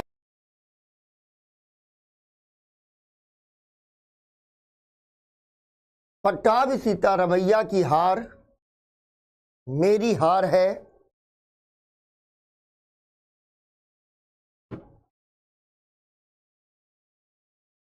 अगला पॉइंट, अब क्या हुआ, जब ये बार बार दक्षिण पंथ वाम पंथ की लड़ाई चल रही है तो 15 सदस्य होते थे कांग्रेस वर्किंग कमेटी में। ये अध्यक्ष होता था यानी प्रेसिडेंट, और प्रेसिडेंट के नीचे CWT होती थी। इस संरचना को थोड़ा सा ध्यान रखो। ये है अध्यक्ष और अध्यक्ष के नीचे कांग्रेस कार्य समिति, और कांग्रेस कार्य समिति में 15 सदस्य होते थे।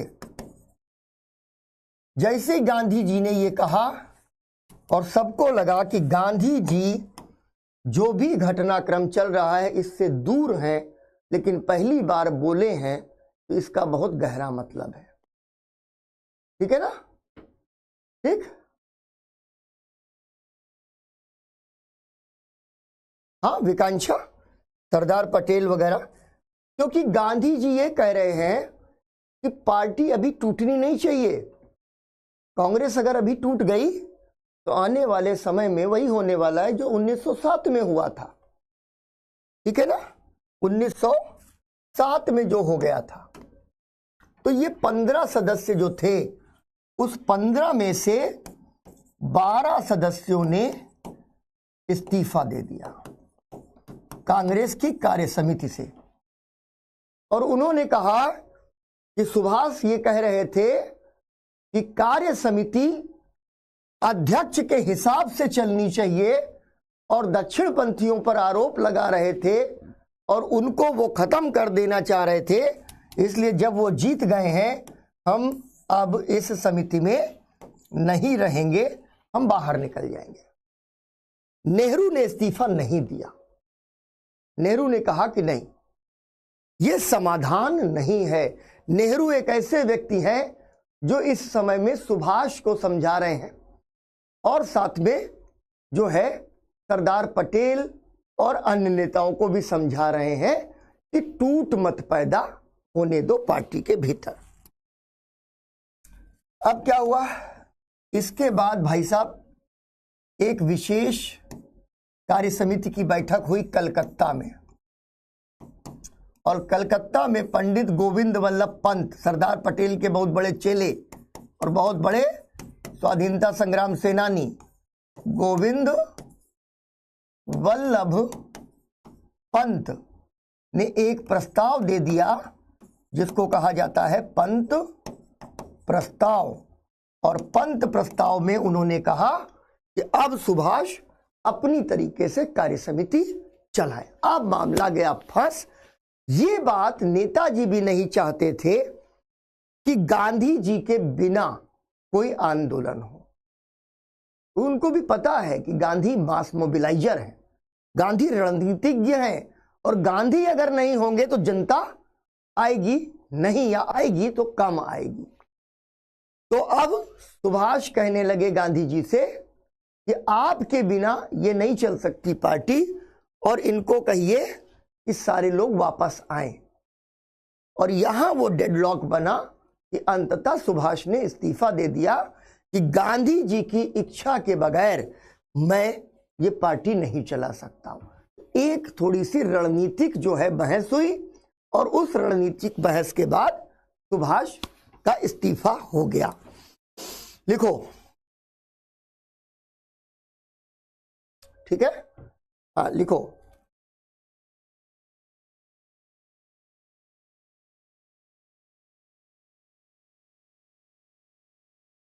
तत्पश्चात, तत्पश्चात का मतलब होता है इसके बाद, ठीक है, इसके बाद, इसके बाद लिख लो। नया शब्द सीखना हो जिनको नहीं पता हो तो तत्पश्चात। तत्पश्चात कांग्रेस कार्य समिति के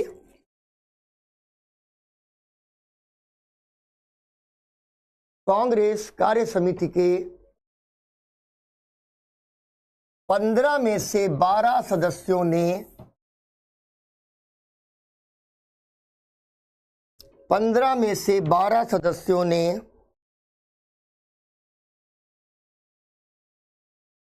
कांग्रेस कार्य समिति से इस्तीफा दे दिया।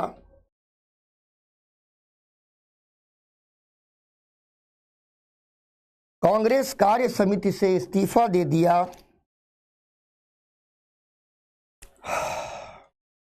नेहरू जी ने इस्तीफा नहीं दिया। नेहरू जी ने इस्तीफा नहीं दिया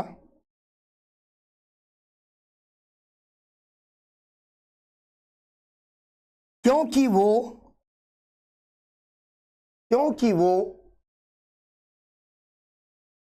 कांग्रेस के भीतर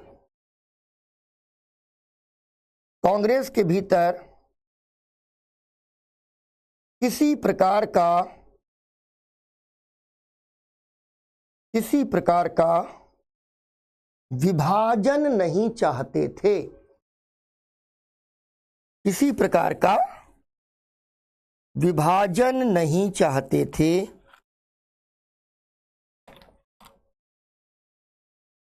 अगला पॉइंट,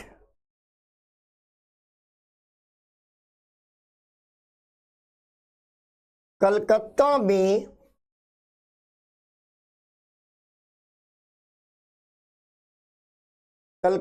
में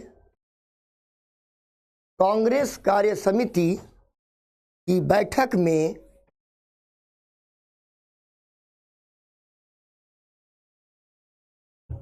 कांग्रेस कार्य समिति की बैठक में गोविंद वल्लभ पंत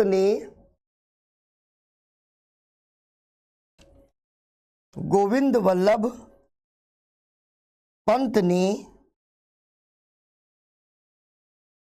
पंत प्रस्ताव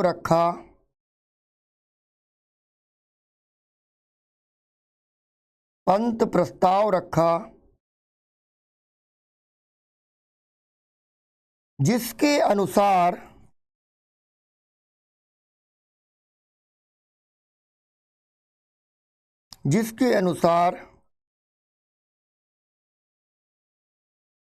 यह कहा गया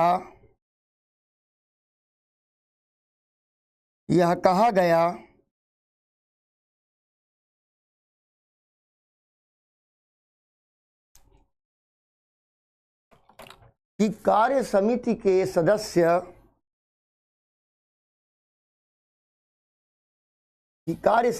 सदस्य गांधी जी के नेतृत्व में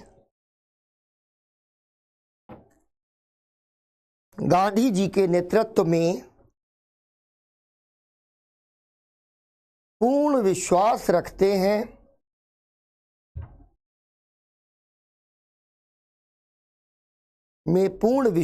रखते हैं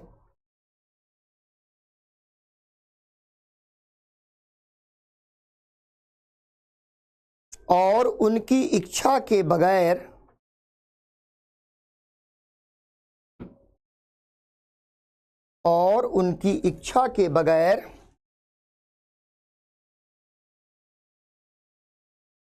कार्य समिति नहीं बनाई जा सकती।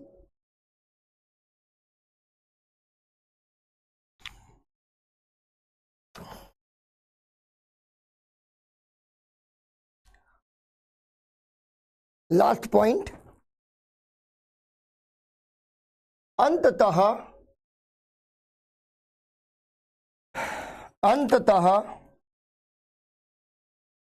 सुभाष चंद्र बोस ने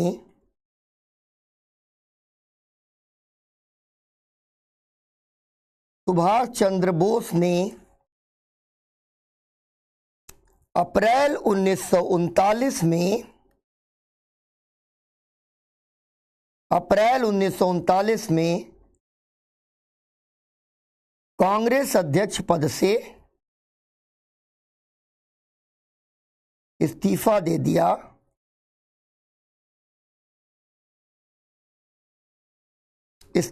दिया।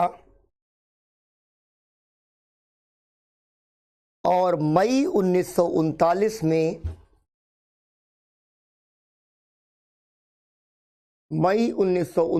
में कांग्रेस के भीतर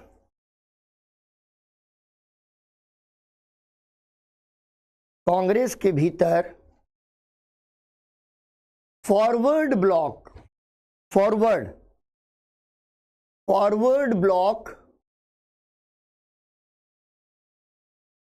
नामक दबाव समूह की स्थापना की।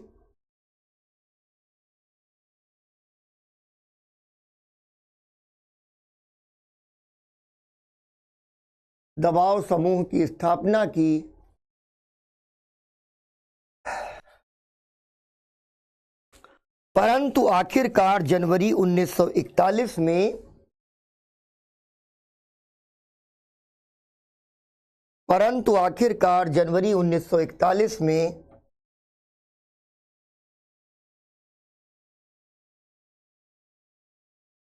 वे देश छोड़कर चले गए।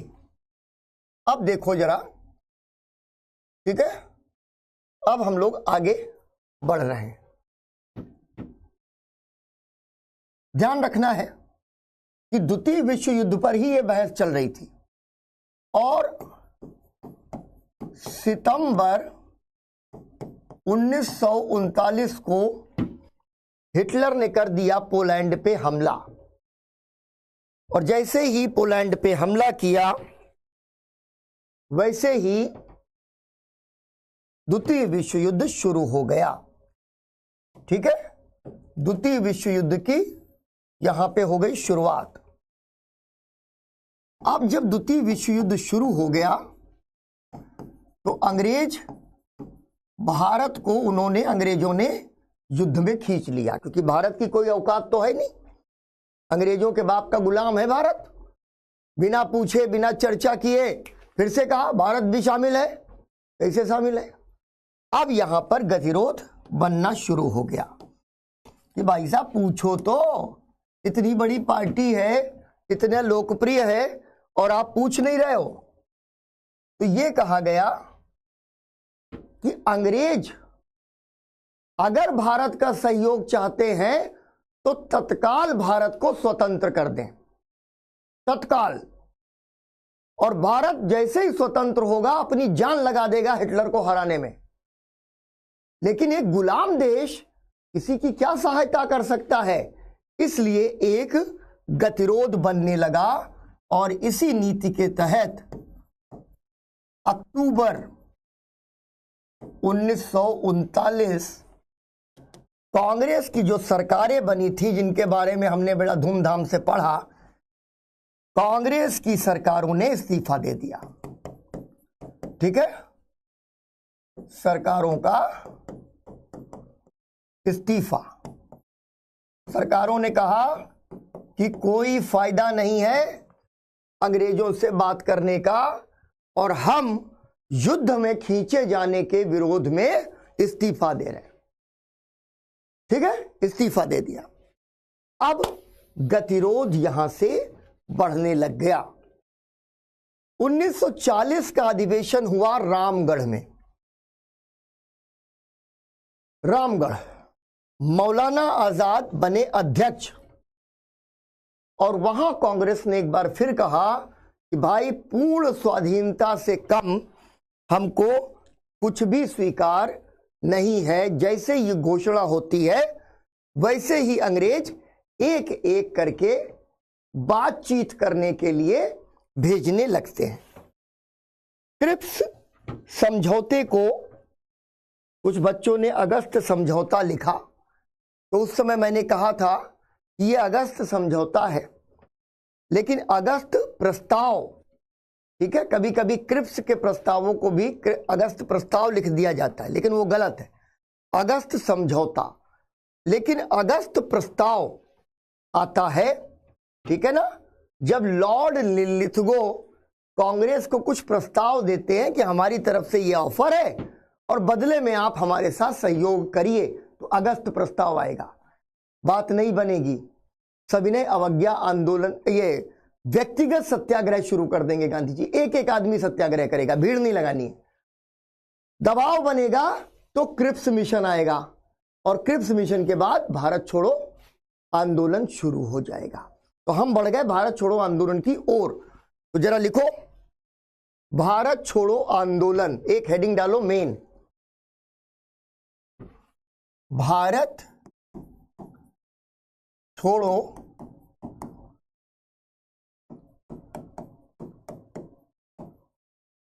आंदोलन कब हुआ? 1942। ठीक है, और इसके अंतर्गत पहली सब हेडिंग बनाओ पृष्ठभूमि। पृष्ठभूमि,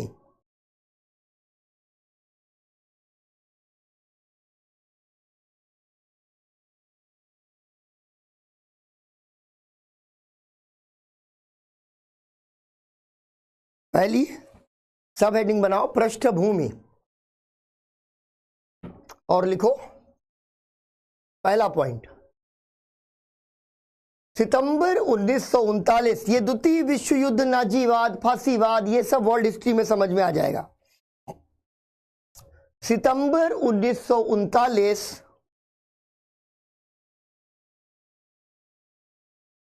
को हिटलर ने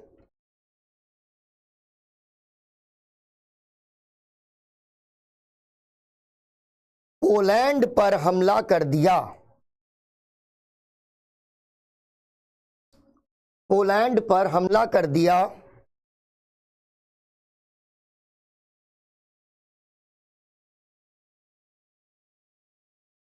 इसी के साथ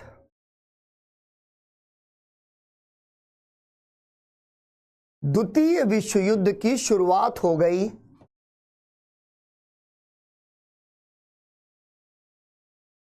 इसी के साथ द्वितीय विश्व युद्ध की शुरुआत हो गई।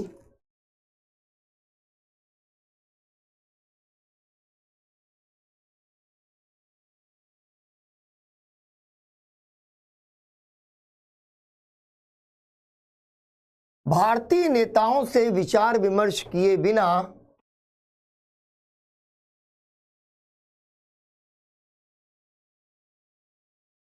भारतीय नेताओं से विचार विमर्श किए बिना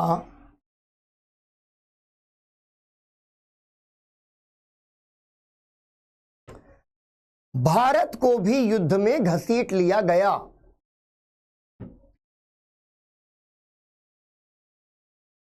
भारत को भी युद्ध में घसीट लिया गया।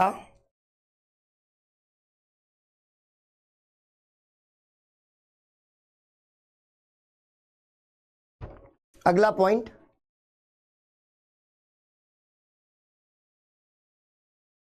अक्टूबर 1939 को या मई, अक्टूबर से नवंबर तक का टाइम लग गया था। अक्टूबर 1939 में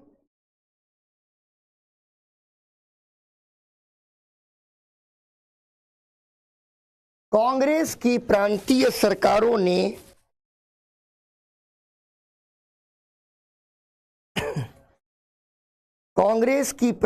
सरकारों ने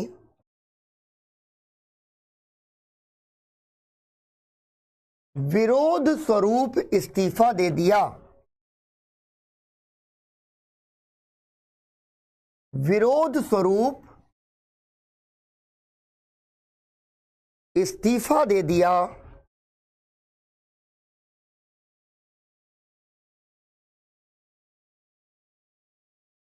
कांग्रेस ने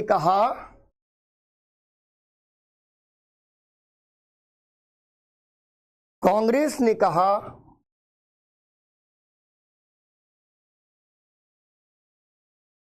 कि एक गुलाम देश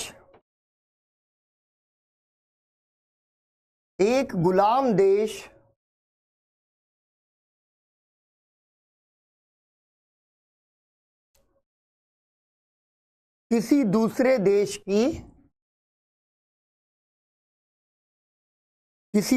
देश की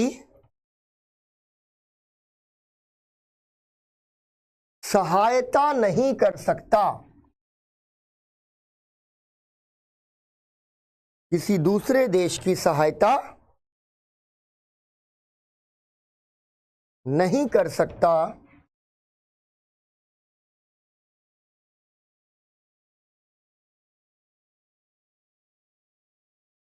इसलिए भारत को तुरंत स्वतंत्र किया जाए।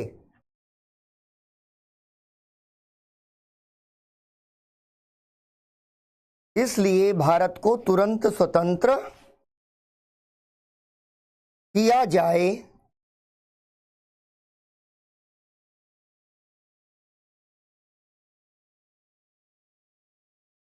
इसी में लिखो 1940 के रामगढ़ कांग्रेस में 1940 की रामगढ़ कांग्रेस में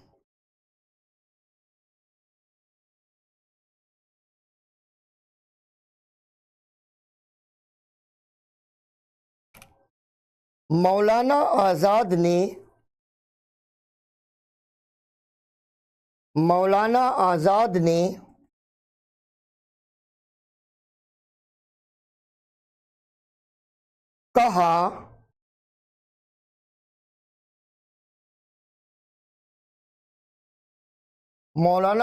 ने कहा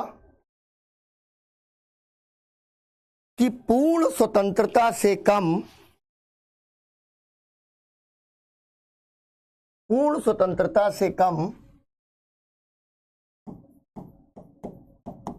कुछ भी स्वीकार नहीं है।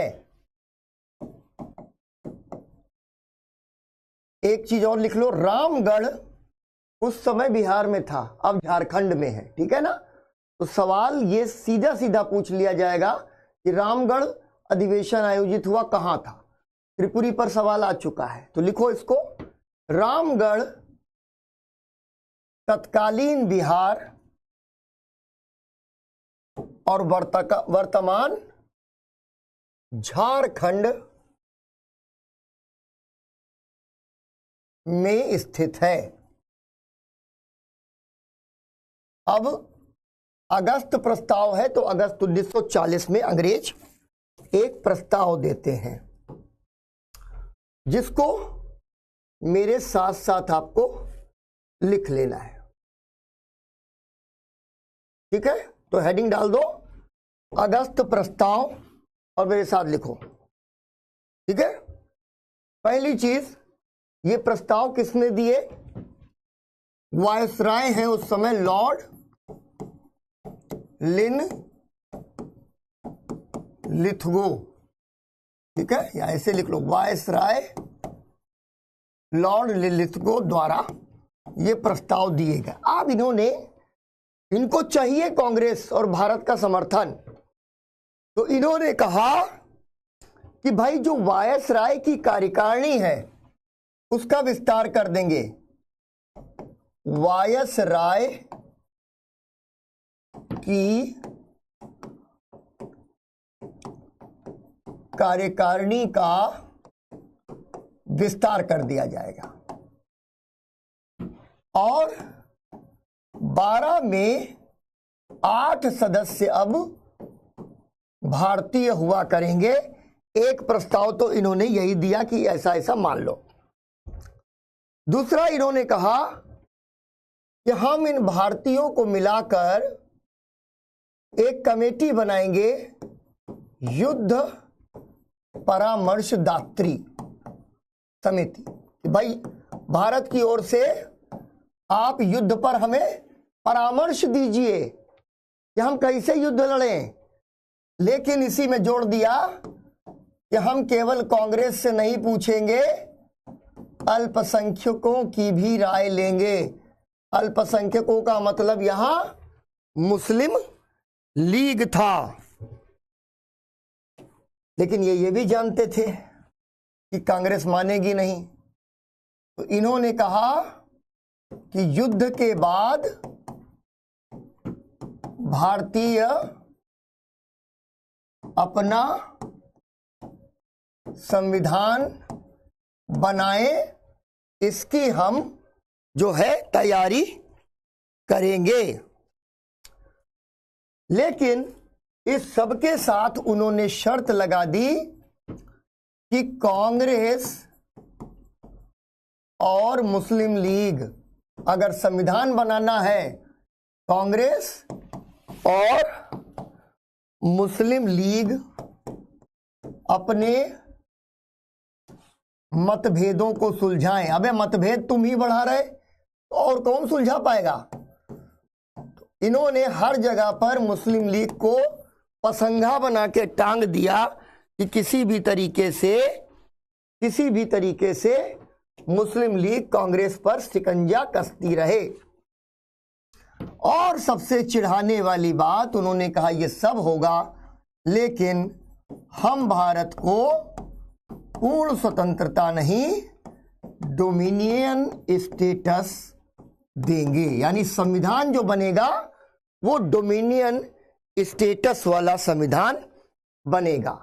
पहली चीज, इतने इन्होंने चेक्स एंड बैलेंसेस, जब मुस्लिम लीग को आपने साथ में लटका दिया तो जाहिर सी बात है मामला आगे नहीं ही बढ़ पाएगा। लेकिन सबसे बड़ी बात, सब कुछ भविष्य पर डाल दिया। अभी जो है हम कुछ नहीं कर पाएंगे, अभी तो आप खाओ, खाली परामर्श हमको दे दो। ये लिथगो के प्रस्ताव आ गए। कांग्रेस ने अगस्त प्रस्तावों को ठुकरा दिया। कांग्रेस की वर्धा में बैठक हुई, सेवाग्राम में, पूरा प्रस्ताव ठुकरा दिया। उन्होंने कहा तुम्हारी ऐसी तैसी, हमको क्या तुम उल्लू समझे हो?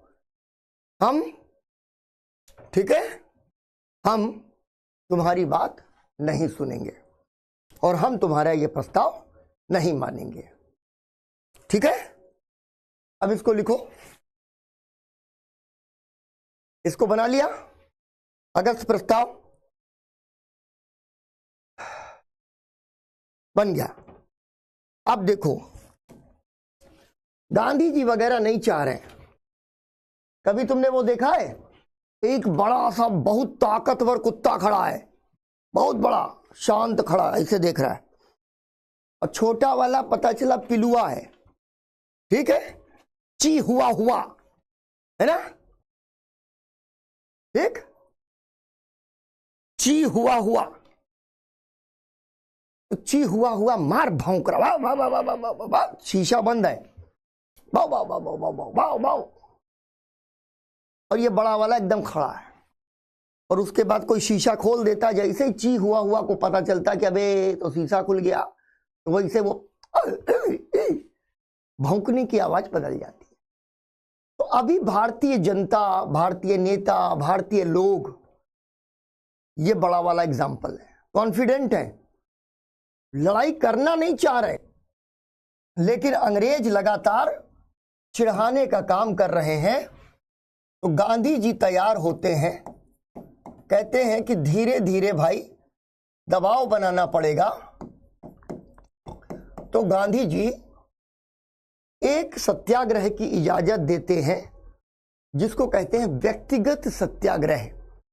और ये व्यक्तिगत सत्याग्रह अक्टूबर 1940 में शुरू होता है। गांधी जी कहते हैं कि अभी बड़ा आंदोलन नहीं छेड़ना है, जरा देखना है कि भारतीय जनता कितनी तैयार है, और यह भी देखना है कि यह भी दर्ज कराना है कि हम अंग्रेजों के समर्थन में नहीं है, लेकिन हम उनको परेशान भी नहीं करेंगे। तो एक हेडिंग डालो, व्यक्तिगत सत्याग्रह अक्टूबर 1940, ये आखिरी है, उसके बाद कल करेंगे। अक्टूबर 1940, 4-5 सवाल इससे जुड़े हुए बहुत महत्वपूर्ण है। फ्लो तो तुमको पता ही चल गया कि फ्लो क्या है, ठीक है, लिखो। गांधी जी ने अक्टूबर 1940 में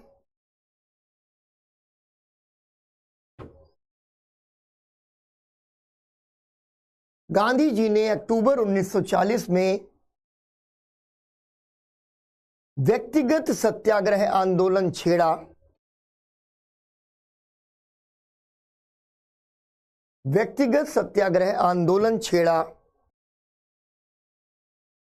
यही पृष्ठभूमि चल रही है बेटा माधवी, यही सब चल रहा है।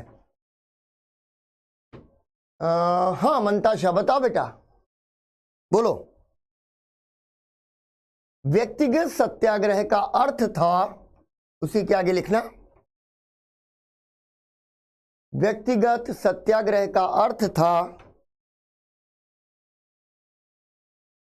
कि एक एक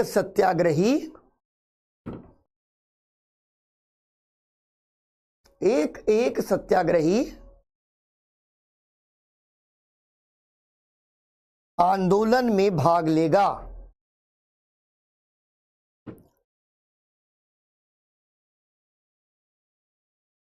लिन को, हाँ अरे लिनवा को तो पटक पटक के मारना था, लेकिन चलो हमने बड़ी अलग तरीके की लड़ाई लड़ी, ठीक है ना, लड़ाई बहुत तगड़ी लड़ी हम लोगों ने।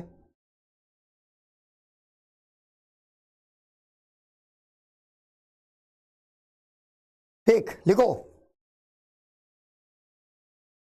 विनोबा, हाँ ठीक है, हाँ पूर्ण विराम, विनोबा भावे पहले, विनोबा भावे पहले और जवाहरलाल नेहरू।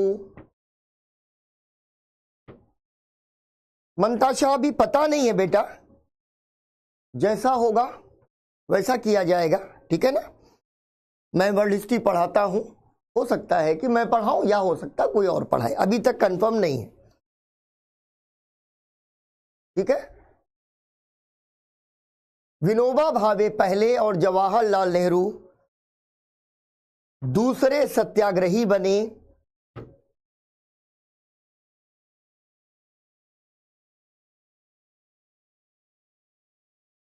फिर लिखो मई 1941 तक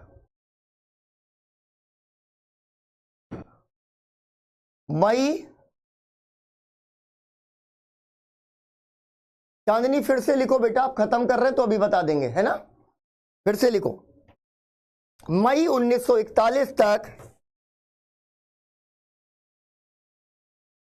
25,000 सत्याग्रही गिरफ्तार हुए। बिल्कुल अदिति, बहुत बढ़िया। 25,000 सत्याग्रही गिरफ्तार हुए।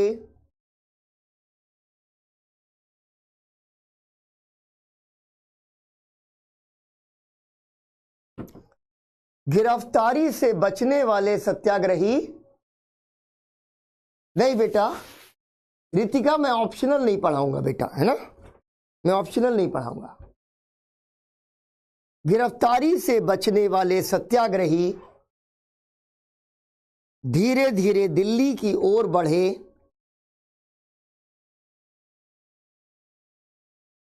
और इसे दिल्ली चलो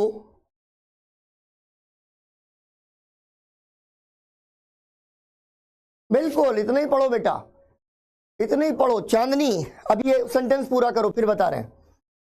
और इसे दिल्ली चलो का नाम दिया गया। बहुत बढ़िया पूजा। साइंस वाले बच्चे भी जब हिस्ट्री समझ जाएं तो हम लोग सफल हैं। 3 लोग कौन बचे थे वो मटेरियल नहीं है, उतना नहीं याद करोगे बेटा। नेहरू नहीं थे तो 12 1 13 2 सदस्य हुआ करते थे जो सुभाष चंद्र बोस के साथ थे, लेकिन उनके नाम याद करने की जरूरत नहीं है इसलिए बताऊंगा नहीं। अब चांदनी एक बात समझो बेटा कि 2 चीजें समझो। एक बार जब यूपीएससी सवाल पूछ लेती है तो मान के चलो कि मेंस में तो वो सवाल 30 साल नहीं आएगा। त्रिपुरी संकट पर यह सवाल अब तुमसे नहीं पूछा जाने वाला। तो हमेशा जब भी कहीं कुछ डीप देखो और पीवाईक्यू में देखो तो ये मान के चलो कि ये सवाल यूपीएससी रिपीट नहीं करेगी, पब्लिक सर्विस कमीशन कर सकती है स्टेट्स में। एक तो ये ठीक है ना। तारीख ऑप्शनल हिस्ट्री डीप होती है बेटा, वहां पर पढ़ोगे तो बहुत डीपली पढ़ोगे, ठीक है ना, ठीक है ना। चलो अभी तो ये जो चांदनी तुम्हारा सवाल है बेटा, एक तो ये पीवाईक्यू क्वेश्चंस मैं हमेशा कहता हूं, बच्चे कई बार सोचते पीवाईक्यू से सिर्फ पैटर्न निकालना है कि सवाल पूछे कैसे जाते, लेकिन जो पीवाईक्यू पूछ लिया वो पूछा नहीं जाना है। यूपीएससी जो है नेवर रिपीट्स। तो एक तो ये चीज। दूसरी चीज है कि कंसेप्चुअल अंडरस्टैंडिंग पढ़ो। त्रिपुरी संकट जो है उस पर जो सवाल आएगा 150 शब्दों 250 शब्दों का सवाल आ गया, कितना लिख लोगे बेटा। एक अच्छा फ्लो चार्ट बना लो। इतनी स्टोरी इतनी डीप है कि इस फ्लो चार्ट में तुम जाओगे तो तुमको वही करने में बड़ी मुश्किल हो जाएगी, ठीक है ना। बहुत बढ़िया सोनू। बस बेटा मतलब मैं क्या कहूं, अपने मुंह मियां मिट्ठू नहीं बनना चाहिए, लेकिन इतना जरूर है कि मेरे स्टूडेंट्स इस बात को एक्नॉलेज करते हैं कि सर आपसे अच्छा हिस्ट्री आसान तरीके से मैंने नहीं पढ़ा।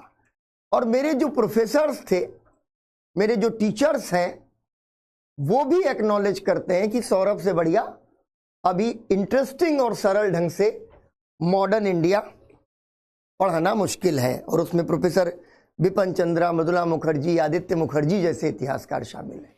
तो सब ईश्वर की कृपा है, ठीक है ना, माता सरस्वती की कृपा है। जितना उन्होंने दिया ज्ञान उसी को घुमा रहा हूं, और तुम लोगों का इस तरीके का कमेंट आता है तो और अच्छा लगता है, ठीक है।